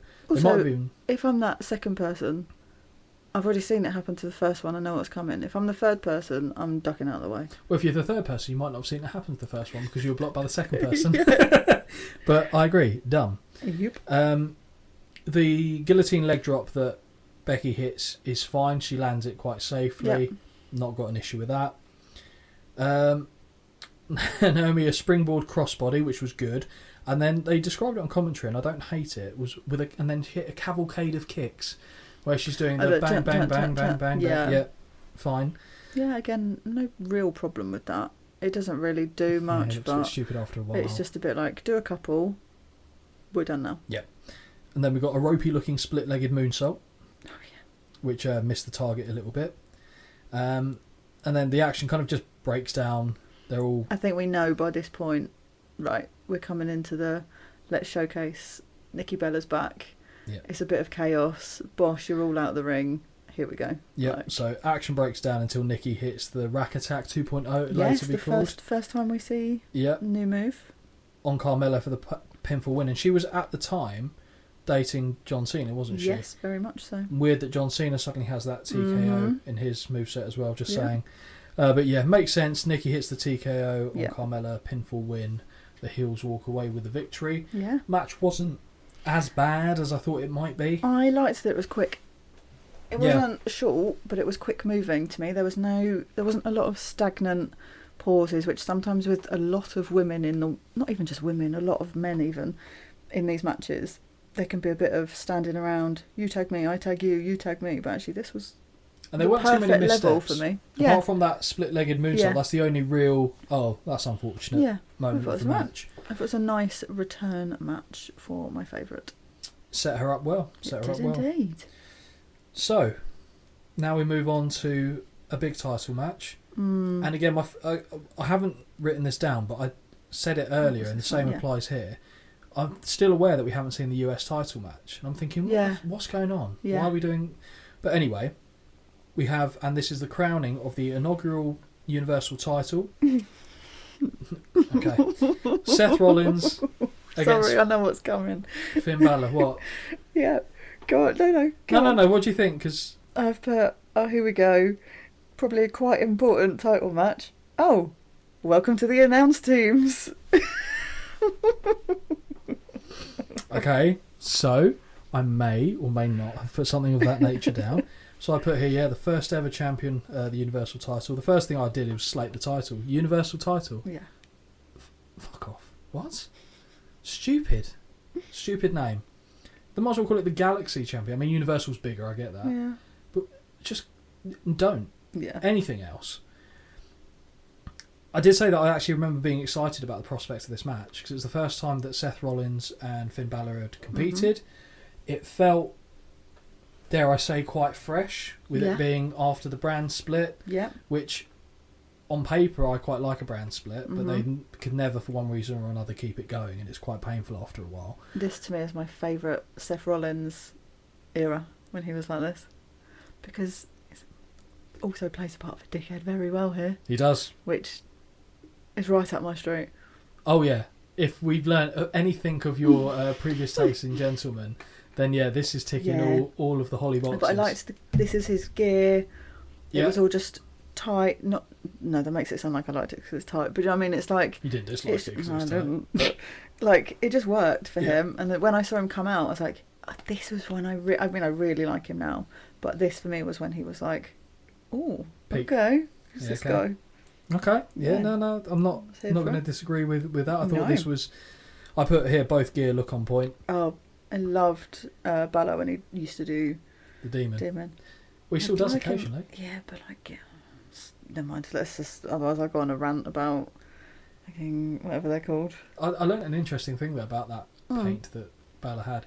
For a while, they used to practice the paint on someone else before they would do it on him. And one of the people they practiced on, MJF. Stop. Really? There's a picture of MJF doing a selfie after he's had like the Balor makeup put on him because he was similar in stature. That's interesting. And obviously there was a famous bit, MJF had a backstage, was it backstage? It was backstage on a WWE NXT show, I think it was, where Samoa Joe barged past him as him dressed as a security guard.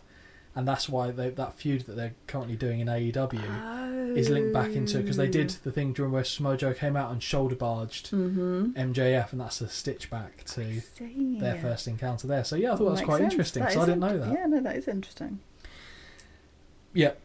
And then in brackets, after I'm commenting on their gear, because I already know that I like Demon Balor, so he hadn't come out yet. I just put, oh no, Rollins is cut off by commentary intros. Yes. But do you know also what I found odd is because when they introduce him, they just call him Seth Rollins. And I was like, where's Seth freaking Rollins? I'm Fair like, enough. We haven't hit that yet. But I was like, it sounds odd now. Yeah, for it to not be announced like that. How do you feel? So, having just said that I really like the Demon Finn Balor look, which I do. Yeah. And for the most part, I like the entrance. A few shocking ones came to mind. For me, but... The WrestleMania one against Edge, where he came out with the purple smoke, and he was doing that weird stuff. Oh, that stuff, very Hardy-esque. That was. I remember watching that and being like, he's had some very good entrances as Demon Balor, and it started off and it was hitting all the right notes. Then I was like, oh, it's not quite one of the best ones, but again, this was his first. Premium live event. I know he's worked in front of big crowds in Japan and NXT. He was the king of for a couple of years, but it felt like he wasn't fully comfortable doing it. I don't know. Again, for me, it reminded me of, and again, he's got large eyes, like big eyes. Yeah. So it gave me similar feels to Big Cass. Yeah. Oh god, and because his obviously face was painted black as well. To me, it made it more prominent that his face looked like he was going, oh shit. Yeah. But no, I agree 100% with that sentiment. With the start of this match, because I thought they were going to have a similar structure to the match as AJ Styles and Cena did, in terms of it being a slow build. Yeah. And work it up. No. And then as soon as the bell goes, Finn Balor runs across, shotgun drop kicks, sends really Rollins. Enjoyed that. Yeah. Because I was like, oh, good, it's going to be fast-paced, it's going to be action-packed. This is what I like. And it was... Yeah, but too action-packed. Well, okay, so we're going to touch upon the issue that occurred. And it occurred earlier in the match than I remember. I remember, obviously, this occurring, and when it happened, I went, oh, I thought it happened near the end of the match. Yeah, I didn't quite realise, obviously knowing later the impact of said move, how well he did to carry on. Yep. So ridiculous. But then I did watch out for anything after that, and I was like, that's why you're doing it like that. Yeah. Okay. Yeah, 100%. I think, so after the shotgun drop kick, Balor takes flight, goes over the top rope, wipes out Seth, and I was like, they're already on the outside. I was like, surely this isn't when it's hit. And to be fair, it isn't, because then I think there's a suplex by Seth. He goes over the guardrail into the timekeeper's yep. section, whatever they call it, and then all of a sudden appears like springs back, forearm, yeah, fine, nothing wrong with that. The double knee stomps always make me wince. So they'd return back to the ring, and it's something that Bryan Danielson does a lot, where he will stand on the back of the knees, wrap the legs around his own, and then go to do it's called a surfboard. Yeah, so I saw that, and I thought, oh, he's going to do the stretch, like where you effectively swap places. Yep. And then he jumped, and I was like, oh no, I don't know. On the knees, yeah, it always makes me wince, because if you think about it, I'm sure, like, just from messing around and like play fighting with my wife, which sounds weird, but I'm sure she's put her leg on the back of my knee before, and I went, that's really quite uncomfortable. So imagine someone even not trying to hurt you, but still having to do that motion. No. Seems like it would suck. So, yeah, I said it always makes me wince, and then it happens. Yep. Then they go back outside. Very early. Slides between Finn Balor's legs. Yeah. Gets him in the powerbomb position. Runs him across. And launches him. Who do you think's at fault here? I don't know, because you do see the way that Balor lands, and it's like it's not, arms aren't high enough above the barricade for it to not knock him completely out of place. Yeah. But then I don't know. Also, I was like, oh, but did Rollins do it too soon? So I think, to be fair, I think if I was both of them, I'd be like, it was both of us. But I think Rollins probably launches him a little bit earlier than he should. I think you probably hit the nail on the head for me. I think they're both a little bit to blame. But if we're looking at the domino effect, what started that, either Rollins threw him too early or didn't throw him hard enough. Yes. And then Balor's reaction is, oh, I'm going to hit the barricade lower than I mean to. Let me lean back. Yeah. Puts his arm out, because it's not a nice impact. But no, it's not. It looks grim. It does, but at the same time, the injury that's came out, so he tore his labrum, didn't he? Yeah. So I double-checked to make sure what he'd done. And I see it and I go, yeah, that's going to hurt. But it's still a little bit surprising that it did the damage it ultimately did, because you expect to see something fly off and like curl up under the skin. Effectively as well, because he carries on. You don't know, you don't really. You can tell some moves because his arm is literally dead in front of his body.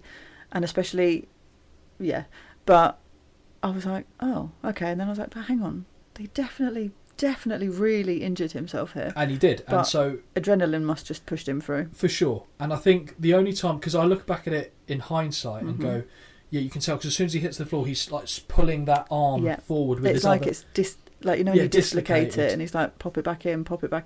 And then he's like, no, it's not. No. This isn't happening. But at the time, I didn't know it was as bad as what he had, because a lot of the times when he's... So as the match continues, there's a bit where the pace slows down dramatically. And I don't know if that's intended to then build back up, or if they're just trying to assess exactly how bad he's injured, because there's a bit where Rollins would keep walking away a little bit from him, and I don't know if that's the effectively ref to looked like he was giving him a bit of time to establish how badly he was done. But you said that, you know, for a lot of the stuff, or some of the stuff that Finn does later in the match, you can tell based on the way he throws it or attempts to hit it that he's nursing something. I thought he did remarkably well on quite a few bits to not make it show. Like when he was hitting the ropes, I was like, don't put your arm up. Yeah. Don't put your arm up, because it's that arm every time, because you're hitting it on that side. And that's why you only know it because of later information. But to watch it, you just go, oh, he's just acting effectively. He hasn't really hurt himself, because he's doing this job exactly how he would, able-bodied. Yep. But I think Rollins also hits a good frog splash. I really enjoyed it. Yeah, very good. Was this what when your face pulled away? Absolutely. Yeah, okay. It is a good frog splash. But even after that, the pace still remains sluggish, and I was like, with hindsight, I don't remember it feeling like this when I first watched the match. No. But I guess, which is funny really, because it started so quick, you think I'd question it more then, going, well, why have they done this? But I don't know. It's just, it felt stilted in this particular juncture in the same way that Dean Ambrose and Dolph Ziggler did. Okay. Where there's that bit where it just felt awkward and like it wasn't planning. It got better, don't get me wrong, it definitely improved. This match almost actually did a W. And in itself. Yeah, I agree. So all the bit where the laboured stuff happens, it was very much in the lower points of the W. The crowd were loving this match though, I thought. It seemed like an equal split of who they actually wanted to win, which I found interesting. There's a bit where Balor spikes Seth with the DDT and Rollins sells it very well. Yes. Very, very well. As good as Ziggler would have sold that, I think. For sure. I think that was a real good point. Running kick to the face of Rollins from the apron sounded spot on. So when Balor runs across the apron and then does like the penalty kick, and it's just the smack, sounded really on point. Rollins just lands on his feet, flipping over Finn, but I flinch thinking about his knee. Anytime he lands on his knee, just don't want after 2015 or 2015 onwards, I do wince. So that move that Balor does, which is like the reverse DDT, so he goes to lift him but like spike him with it, so he calls it the 1916. Yeah, I've got that. Yeah. The way that Rollins kneed him in the head out of that, fair fucks for two things. Rollins to get that dexterity with the core strength to keep firm but send your knee back. And Balor can get him up. Because that was on the same side, wasn't it? Gammy side, yeah. Yep. Fair play. Really good. Yeah, I enjoyed that. Okay, so he misses a coup de grace, he being Finn Balor, and then goes into a triangle choke. And it was at this point where I thought, I really hope the next part isn't for Finn Balor to power up. Because just with all the I think, to be fair, he actually had it on the other arm, because I was trying to keep track of what was and wasn't impacting that side of him. But again, he kind of got out. And then it was only at this point, I don't know if you know this, it was only then I realised it was no DQ. Yeah, I didn't have a clue. Yeah, because Balor got to the ropes, and I think they meant to mention it somewhere and just didn't, because when he got to the ropes, the ref didn't say anything. Oh yeah, and doesn't Rollins say, or someone or commentary, or someone? It was says, on commentary, I think. Oh, it's a no DQ match. And don't forget, it's no DQ. Is it? And I said, how can I forget it if I didn't know it in the first place? No, I didn't have a clue. Okay, good. So that wasn't just me then. No. And then, fucking hell, we get another buckle bomb in the inside, which is taken about as well as you can expect, especially from someone with a torn labrum. What do you make of the small package driver? Oh, I did actually write this down. And you're thinking, well, it's an average package. We've all seen the pictures. Yeah, I quite enjoyed it. It's good. It's an indie move that you don't often see them allowed to do in WWE. I did watch it and I was like, oh, that's new. Really to good. Me, that's new. Yeah. And I was like, oh, okay. And then I was like, yeah, no, I'm here for it. I want to say it was one of his finishes on the indie. It was definitely something that he did quite a lot. And you hear Corey Graves say, oh, wow, I haven't seen him do that for years. And it's true. So that was a really nice moment. That was probably my highlight move of the match, to be honest. Really good. Then we get a coup de grace to the back of the neck. Oh, for me, that should have ended the match. Yes, please. It was probably, to be fair, easier to take the move like that than it is just lying down to the chest. That has to hurt you. I'm sorry. Yeah. I know a lot of these moves are made to kind of, it probably impacts you, but it's not horrendous. Whereas this, someone is, no matter how much you tense, even put your arms in front of you, someone is legit jumping on you. I think from a height. I know Balor takes a lot of the pressure off because he lands. It looks like he lands like stomping into you, but he's taking that impact in his knees. But I'm sorry, I don't want no one jumping on me. See, I was going to like that. Yeah, fair enough. I was going to take it a different way, slightly with my theory on it, and physiologically, it looks like. What did it? Well, I don't know. We had a good one earlier, but I'll let the people decide. The way he lands it looks like he takes the impact on his arse. Okay, so his feet make contact, and then his arse. His centre of gravity is backwards. Yeah, so it's looking like he's doing that, but then he's hitting. I could be wrong, but that's the only way that my brain. Right. Yeah, but either way, still like. It's got to suck for both ends of that. Yeah. But Seth Rollins kicks out. Rollins then hits a pedigree, but that only gets a 2 as well. The Phoenix Splash misses. Now, this cannot be a comfortable move to see Rollins do for you, where he does it and then lands on his feet and then rolls through. Don't like that. Yeah, because I expect his knee to go out every time, and I flinch for him. He goes, so the Phoenix Splash misses. I put my teeth back in. Superplex follows, but then we get 2 shotgun drop kicks and a coup de grace. Balor is the new Universal Champion. What did you think of the match? I really enjoyed it. Yeah? Really enjoyed it. Is this your match of the night so far? Yeah. Okay. Really enjoyed it.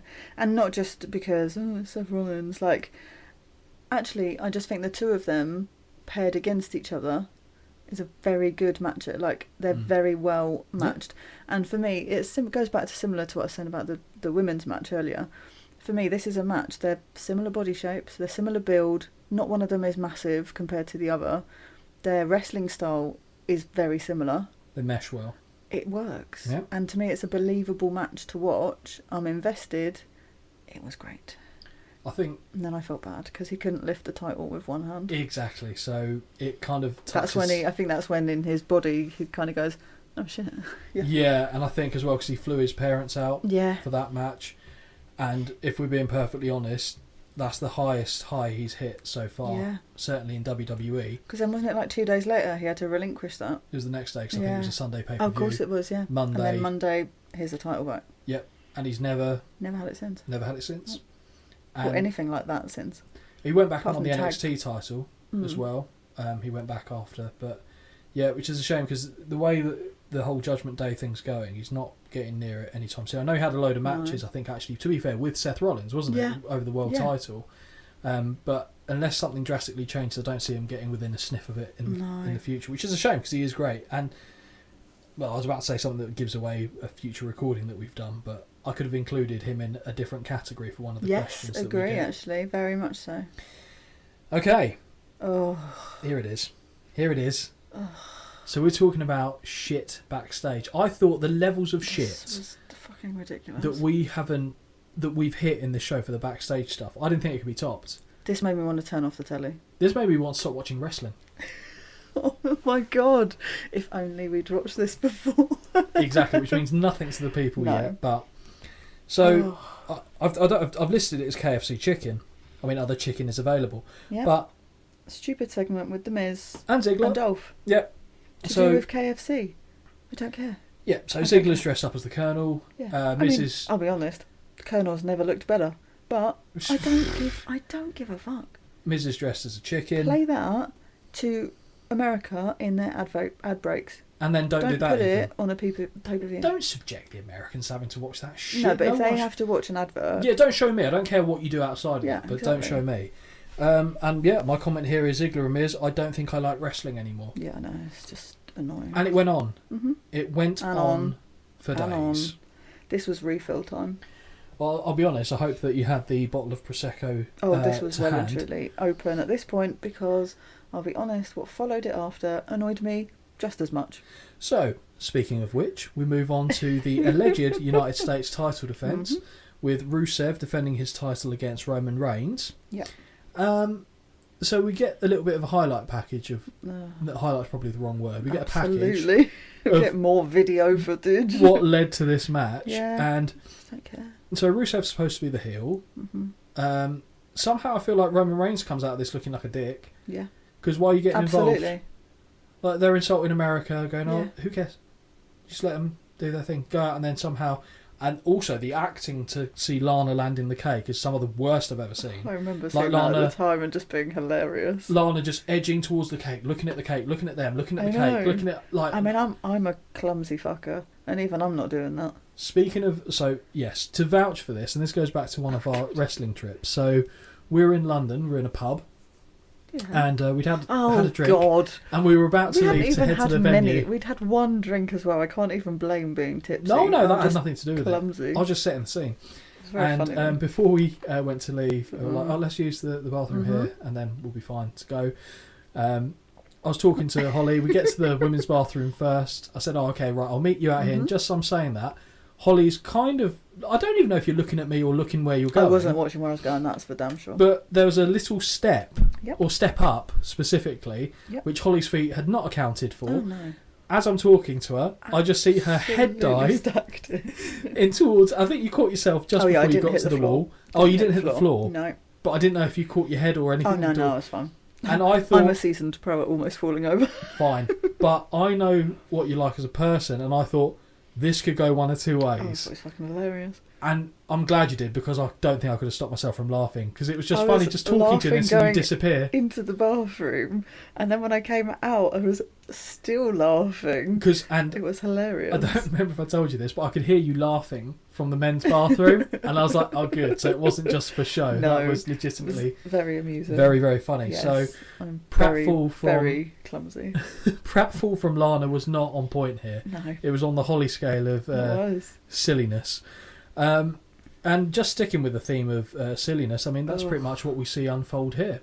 The only bonus to this is that Roman looks great. That's the only thing I'm taking from that. I don't like the goatee. I don't mind it. He needs the full beard. I won't say no. I'm not offering. No, I know, but just saying. So like that was literally, I've written 3 or 4 notes, one of which being that I think the crowd are chanting for CM Punk at one point. Yep. And I was so confused. So somehow I managed to stretch this non-match to 1, 2, 3, 4, 5, 6, 7, 8, 9, 10, 11 lines. Oh. We start with Lana introducing Rusev. I said she looks great, but she also looks like she's wearing a nappy. Oh, because she's got like the bigger like pant things on with the tutu. No, it's kind of a fair description, or a diaper for our American listeners. I said Rusev looks like an absolute beast. Yeah. I forgot. He looks epic now, though. Yes. Compared to then. Yep. He has been whipped into a bit more of a shape. I always thought he was in great shape, to be fair, but he's more defined shape. Yes. So I said this was clearly before Reigns was the top guy, and the crowd didn't really know how to react to him. It was not even like a full-on boo. They didn't even care. It was also weird to see him come out without Paul Heyman. Yeah, it's true. Now I'm so used to it. And they do. Yeah. I mean, at this point, I still didn't know that this wasn't going to turn into the actual match that was advertised. Yeah. So Rusev jumps Reigns before he gets in the ring, and they brawl outside, which would have annoyed you right away. Absolutely. And then steel steps to Roman's shoulder. It's only when that happened, I was like, did they ring the bell? I put halfway through, I was like, has this match even started? Yep. And then I think someone on commentary literally was like, they haven't even rung the bell. And I was like, oh God, they haven't.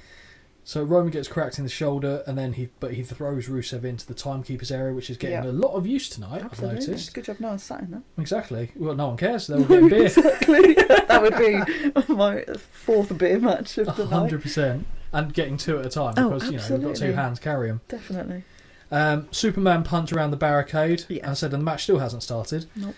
And then a swarm of zebras try and break the 2 men apart. So all the referees... Oh God, yes. Because that's who you're sending down. Yeah. Of course. Yeah. I tell you what, let's send the smallest people we've got. Yeah, let's send the hallway monitors to go and clean this mess up. Then we get a chair to the back of Rusev, the Bulgarian brute clutching his ribs like they're broken. Oh, yeah. And then he stays on the floor. He did quite a good sell job, because I believe that there was something... He did, but also, come on. And then I put, oh right, so this isn't a match. No. And it was only then that I realised that it wasn't a match. I just wrote, boo, pointless. I'm annoyed. Fredo? No. Oh, wow. Prosecco. Fair enough. And then there was a CM Punk chant, so I put it down as well. But just before that, there's a We Want Taker chant, is what I think I heard. So I got We Want, and I could not work out what I think they were saying Taker. Oh, okay. So anything. Just anything. Anything. Anyone. We want anywhere, the Colonel. Anything. We want... give me the chicken and the Colonel back. I'd rather watch that. But that's how bad this was. As opposed to this. That's how bad this was. And then Rusev goes to leave, but Reigns returns and breaks him in half with a spear. Very good spear, it was a lovely spear. Yeah, but you've already left. And at this point, I'll be totally honest, this whole pay-per-view was too long for me. Because at this point, I kept pausing it and going, how long's left? How long is left? Yeah. Because I was so over it, and I'd got so annoyed by this point, that I was like, I'd forgotten we even had one more thing left. Because if you take the backstage stuff out of this, there was only a couple of weak points, but then they hit weak point, and it was just, I know you like it to come down for the W, but then they brought it down to a point where they couldn't. They brought it too far down so that even when you bring it up, you can't hit the peak. I agree. And that's pretty much where that one ends. Just ready to be fair, I wasn't asked about watching the match itself, so I wasn't overly fussed in the grand scheme of things. It's just annoying. And then we go to the main event of the night. Okay, so I paused here because many reasons why I paused, and I looked at the time left, and I was like, "Sweet Jesus, I've aged about 30 years watching this," but also there's only 20 minutes left or 25 minutes left of the whole entire thing. Yeah. And I don't remember this at all. Okay. So, and I guess this is when, with that anonymous email that we got, the whole point of them wanting us to watch this show was to see the main event. I remembered the main event. That was the part of the show I 100% remembered. Right. And I also remembered the two matches was this and the Seth Rollins Finn Balor match. That was the ones that stuck out in my head. So I knew why this was being requested.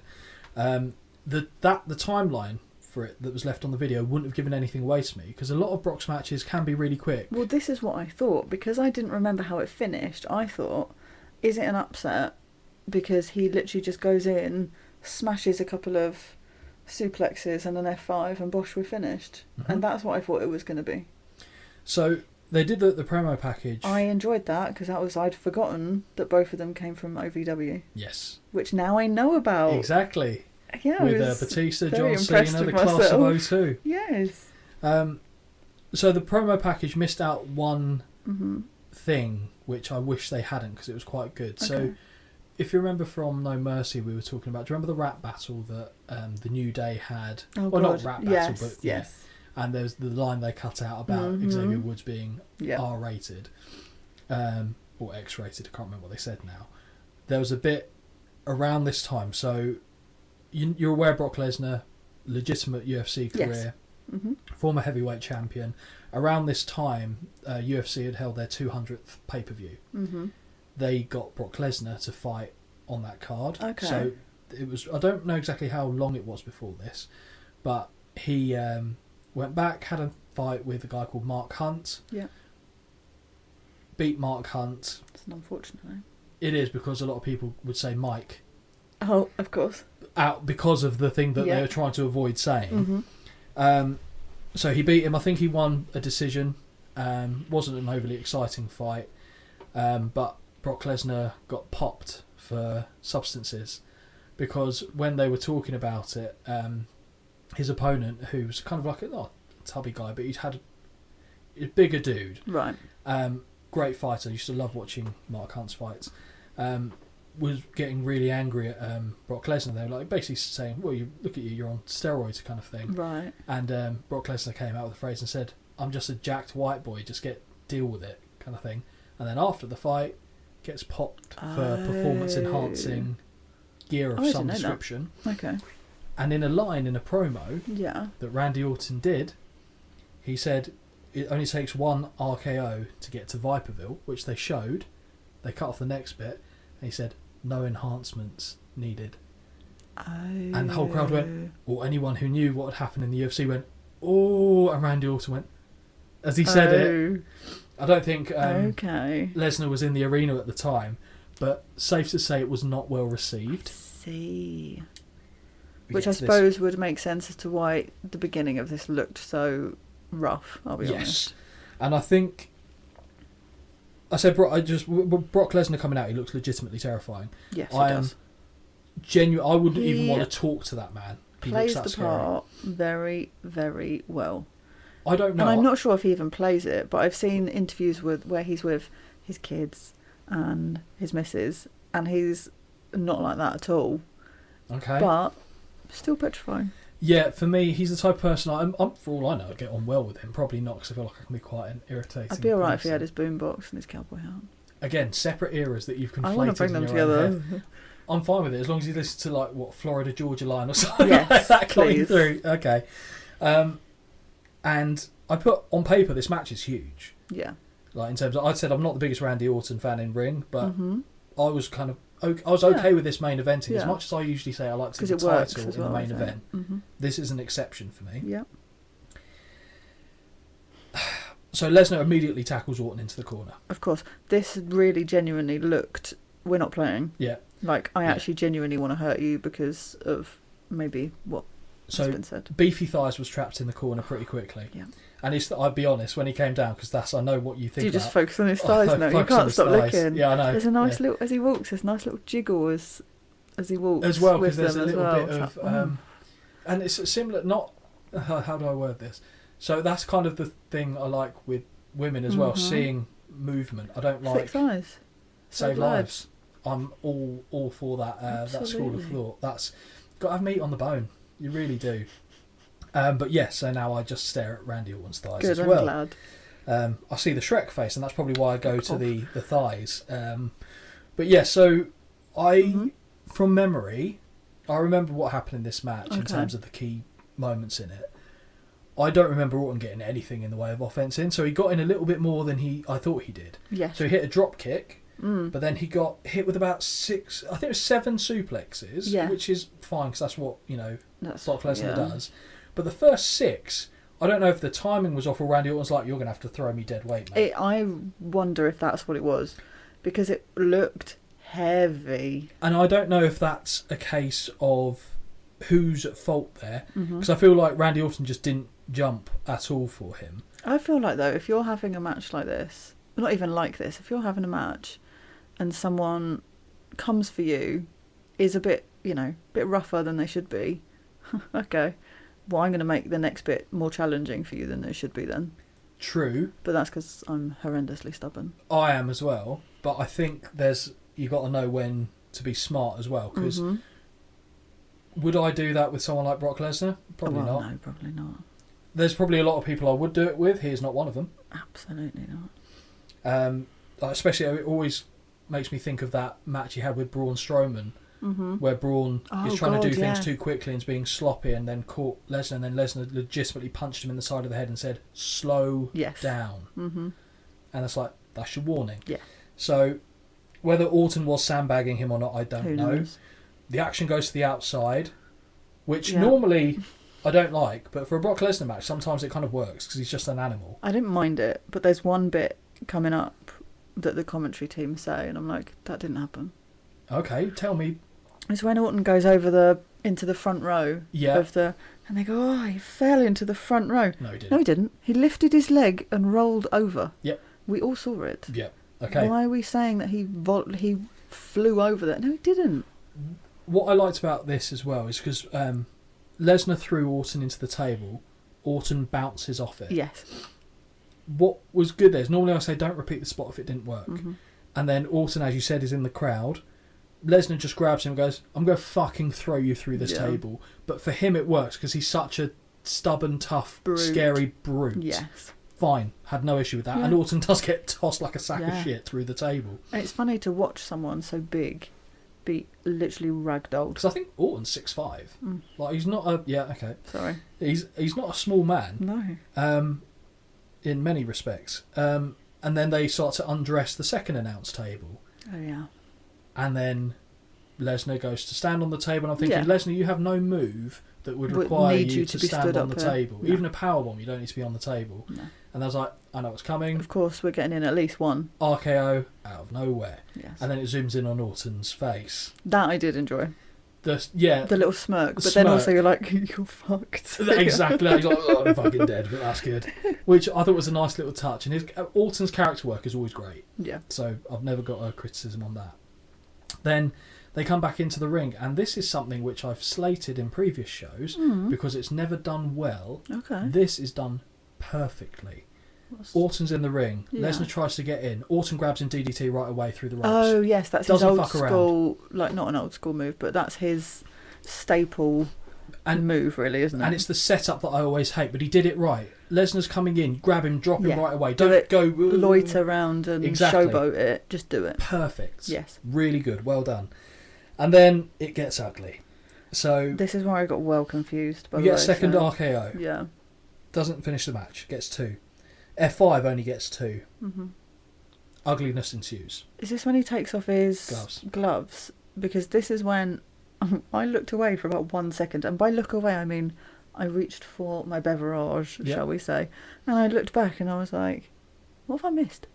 Why is there a pool Of blood. Did you rewind it and watch back what happened?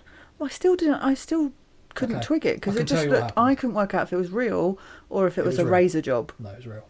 Okay. I'm pretty sure it was real because if you actually so the one thing in hindsight that's weird about him taking off the gloves is that his fists aren't what did the damage. Right. Because you see him like throwing worked punches. He's not trying to hurt Randy, and a lot of them's landing like that. Yeah. Then he goes, elbows him twice on the top of the head, and one of them you can see his elbow bounce off his head. He hit him hard. Oh, I see. And if you look later on when Orton's on you can tell it's not a razor job because it's not a smooth line where you can't really tell where it is. It's a gash. He's been split. An elbow caught him clean. Elbow to the head. Ugh. Pool of blood. Jesus. And a lot of blood. So, a lot of rumours about what happened here. And this is where the controversy comes from. Oh, okay. They're like, was this supposed to happen like that? Did Brock Lesnar just go off script and go, I'm ending it like this? Yeah. So much so that that Chris Jericho, who was on the show in the opening match, saw this and was waiting for Brock Lesnar to come backstage because Chris Jericho wanted to fight him.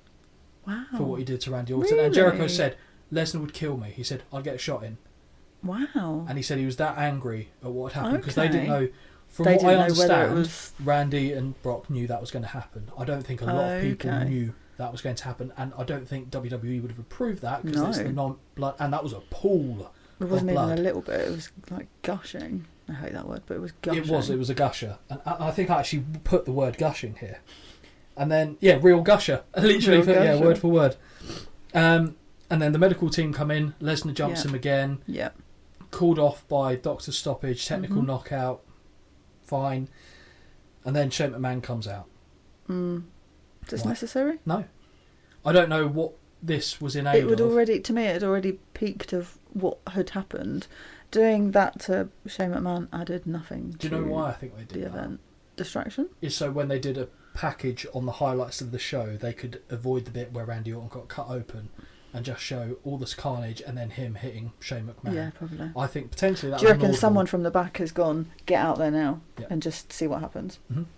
And then the part of the F5, so Shane McMahon gets hit with an F5 and then all I think is, your arm's landed in the blood pile. Yeah. And then you can see the blood on his leather jacket and it's quite a graphic image. Yeah. But that's the end of the match. Yeah. That's the end of the show. I was drawn to, if you rewatch this and look after that happens, there is a man in the crowd in perfect vision behind Brock Lesnar.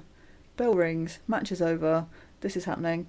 Clearly looks at his watch, raises his eyebrows and looks around. And I was like, yeah, okay, I feel you. It's been a long night. But to be fair, been a long night. SummerSlam is supposed to be the second biggest show of the year for them. It felt longer than... It did, and I think it's because the show started to get away from them in the structure. Yeah, for sure. I think they hit a lot of good things early on, and then it really started to... You felt it. So what did you think of the match? What did you think of the show? The match... Well, I wouldn't even call it that. Do you know what I mean? It was a bit chaotic. It looked real to me, which a lot of them don't. But then I was very confused because I think it was the whole, I clearly am missing something here. And I don't really understand what the point of it all is as well. Because they never did anything with it after. No. I don't think they ever had a match again. But the build up to it was, this has been so many years in the making. They were in the same, they were called up at the same time, they did this, they did that, and then it's like, well, let them have an actual match then. Yeah. Because actually that'd be quite nice to see. Yeah. Apart from the 25 suplexes, but, I think we only got 8 in this one, but you can only fit so many into the match. As a whole... Yeah, if you're rating the show out of... Oh, it's too long. Okay. Time really drags this down for me. Yeah. 7... At a push we're 7, and that's only because there were certain things in here I really liked, but the length of time for me is really important. So are you saying it would have been an 8 if they'd cut out like an hour's worth of crap? The dog shit, yes. I think that's fair. I'd probably put it around 7 if I had to put a number to it. Even some of the matches, I don't mind them being in there, but take away, if you really want Roman Reigns and Rusev to do that, take out the Colonel and the chicken. Yeah, because one was after the other. They followed, and I was like, just don't do it. I would have personally put that Roman Reigns incident right after the opening match. Yes. That to me was the point for that. Because you can't put it on first. Absolutely You need the crowd pop from Enzo and Big Cass. Which we got. That's personally where maybe that's just hindsight, but I don't know. I think they missed a trick on that. Yeah, I suppose you don't know till you do these things, but also it was very, the end was very all over the gaff. Yeah, well, the ending of the show, you're just kind of like, oh. You've gone from one non-match into It's hard to describe it, because you're thinking, and I agree with you, the length of time was very noticeable on this show. I think when you get to about an hour left, you're like, long. Oh my God, there's an hour left. Yes. But then when what happens, you're like, oh, is that it? Yeah, I realised I had an hour left, and I was like, hang on. I know these matches are coming because the commentators keep telling me, but there's at least 3 matches left to go. How are they going to fit all of these in? And then I saw them and I was like, that's how... But kind of my point is, like, you're wanting the show to end early, and then when it does, you kind of feel like, oh. Yeah, I felt like I'd been shortchanged by the end. Somehow, exactly, when you want it to be less. But I didn't want to watch anymore. Makes no sense, but anyway, that's pretty much SummerSlam 2016 in the books. Done. That was a beast of a show. I think that was up there. Was. Lengthwise, it's the longest one we've watched. But I think we're going to have to start tallying up as well who we've watched the most of, because at the minute it's either got to be Orton or Cena. Yeah. Or equal. I don't know. Yeah, because Baron Corbin didn't make it into this one. He didn't. First time. But he still gets a name drop. Of course he does. So, always. I guess now we transition to the mailbox, because we've got another email. This one is from Jamie, so I'll just read out the email. Hi guys, we'd love to hear you both review a couple of events. All right, greedy. Gosh. We'll give you one. We probably will do both at some point, to be fair. But so with Holly's critical eye for wrestlers selling, oh god, I think SummerSlam 2005 would be the perfect event for her to analyse the ridiculous Shawn Michaels versus Hulk Hogan match. Oh, I'm already annoyed. I'll read out the rest of it. The second suggestion would be the Royal Rumble 1992, perhaps the greatest Rumble ever in terms of entertainment and stacked talent. Okay. But what I would most like to hear is Holly's thoughts on the Master Show in commentary from the great Bobby Heenan. Okay. The greatest colour commentator to ever do it. Keep up the great work.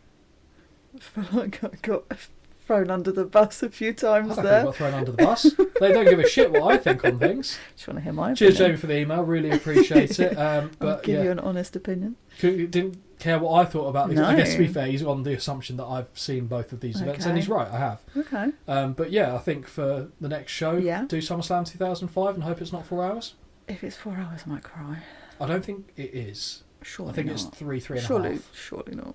3.5. And I don't remember the rest of the card, but I do remember, again, that match. I don't know any of You're going to have a wonderful time of things. Do I need to be stocked with Freddos and Prosecco? Yeah, but limit yourself to the number of bottles that you have. I never do more than one. Not what I've heard. Not while I'm watching wrestling. So that is, thank you very much for that email, Jamie. Appreciated. And I guess that is a nice way to transition to talk about the Win Twice socials, which I believe Holly has got readily available for everyone. So if you want to send a recommendation in, it is wintwicepod@gmail.com. Give us a suggestion, but maybe no more SummerSlams for a little while. That's fair.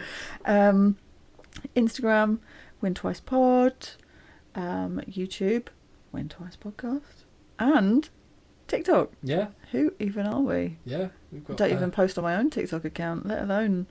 I had to get one so I could find out what we're doing on TikTok. Cause it's managed elsewhere. Exactly. But much appreciated also, because I'm not very good at TikTok. You're all right on Insta though. I mean, Insta's all good. Good few things out there. Yeah. And I guess just before we draw this one to a close, I know it's been a mammoth session. Just as we're getting into the festive period, exactly, we have recorded, or will be recording, depending on... we've recorded it, I'm not going to lie, there's no point. We've recorded a mini-series of 12 episodes, the 12 Days of WrestleMass. Oh, they're a treat. They are a treat. You can tell that we did them in pretty much one block, to be fair, because the content of it get delirious past about 9 days. Yeah, and some of the material is very questionable, mainly from your co-host Holly than it is myself, if I'm being honest. But I think it's excellent. I regret saying many things. No, I don't think you should. I think it's excellent. But yeah, what concerns me is what those are going to be turned into on YouTube. Well, we'll see what our social media Guru will make of that. I'm sure that a lot of fun will be. Yeah, Merry Christmas. Merry Christmas indeed. But yeah, each day we tackle a different topic. They're shorter episodes. Obviously, I think they range from like 11 minutes to one of them goes about 27, 28. But I think it's good fun, worth a listen to, and they will be dropping. The first one is the 14th of December. And then there will be one each day up to and including Christmas Day. Lovely. But for the rest of it, we'll be back to the usual routine of trying to do weekly uploads for main show podcasts. Yeah.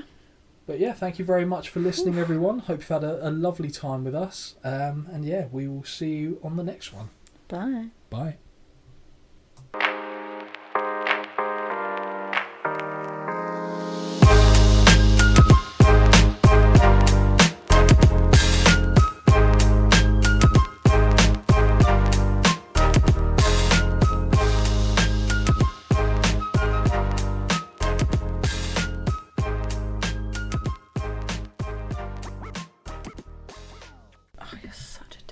That's going to be in my head the whole time we're talking.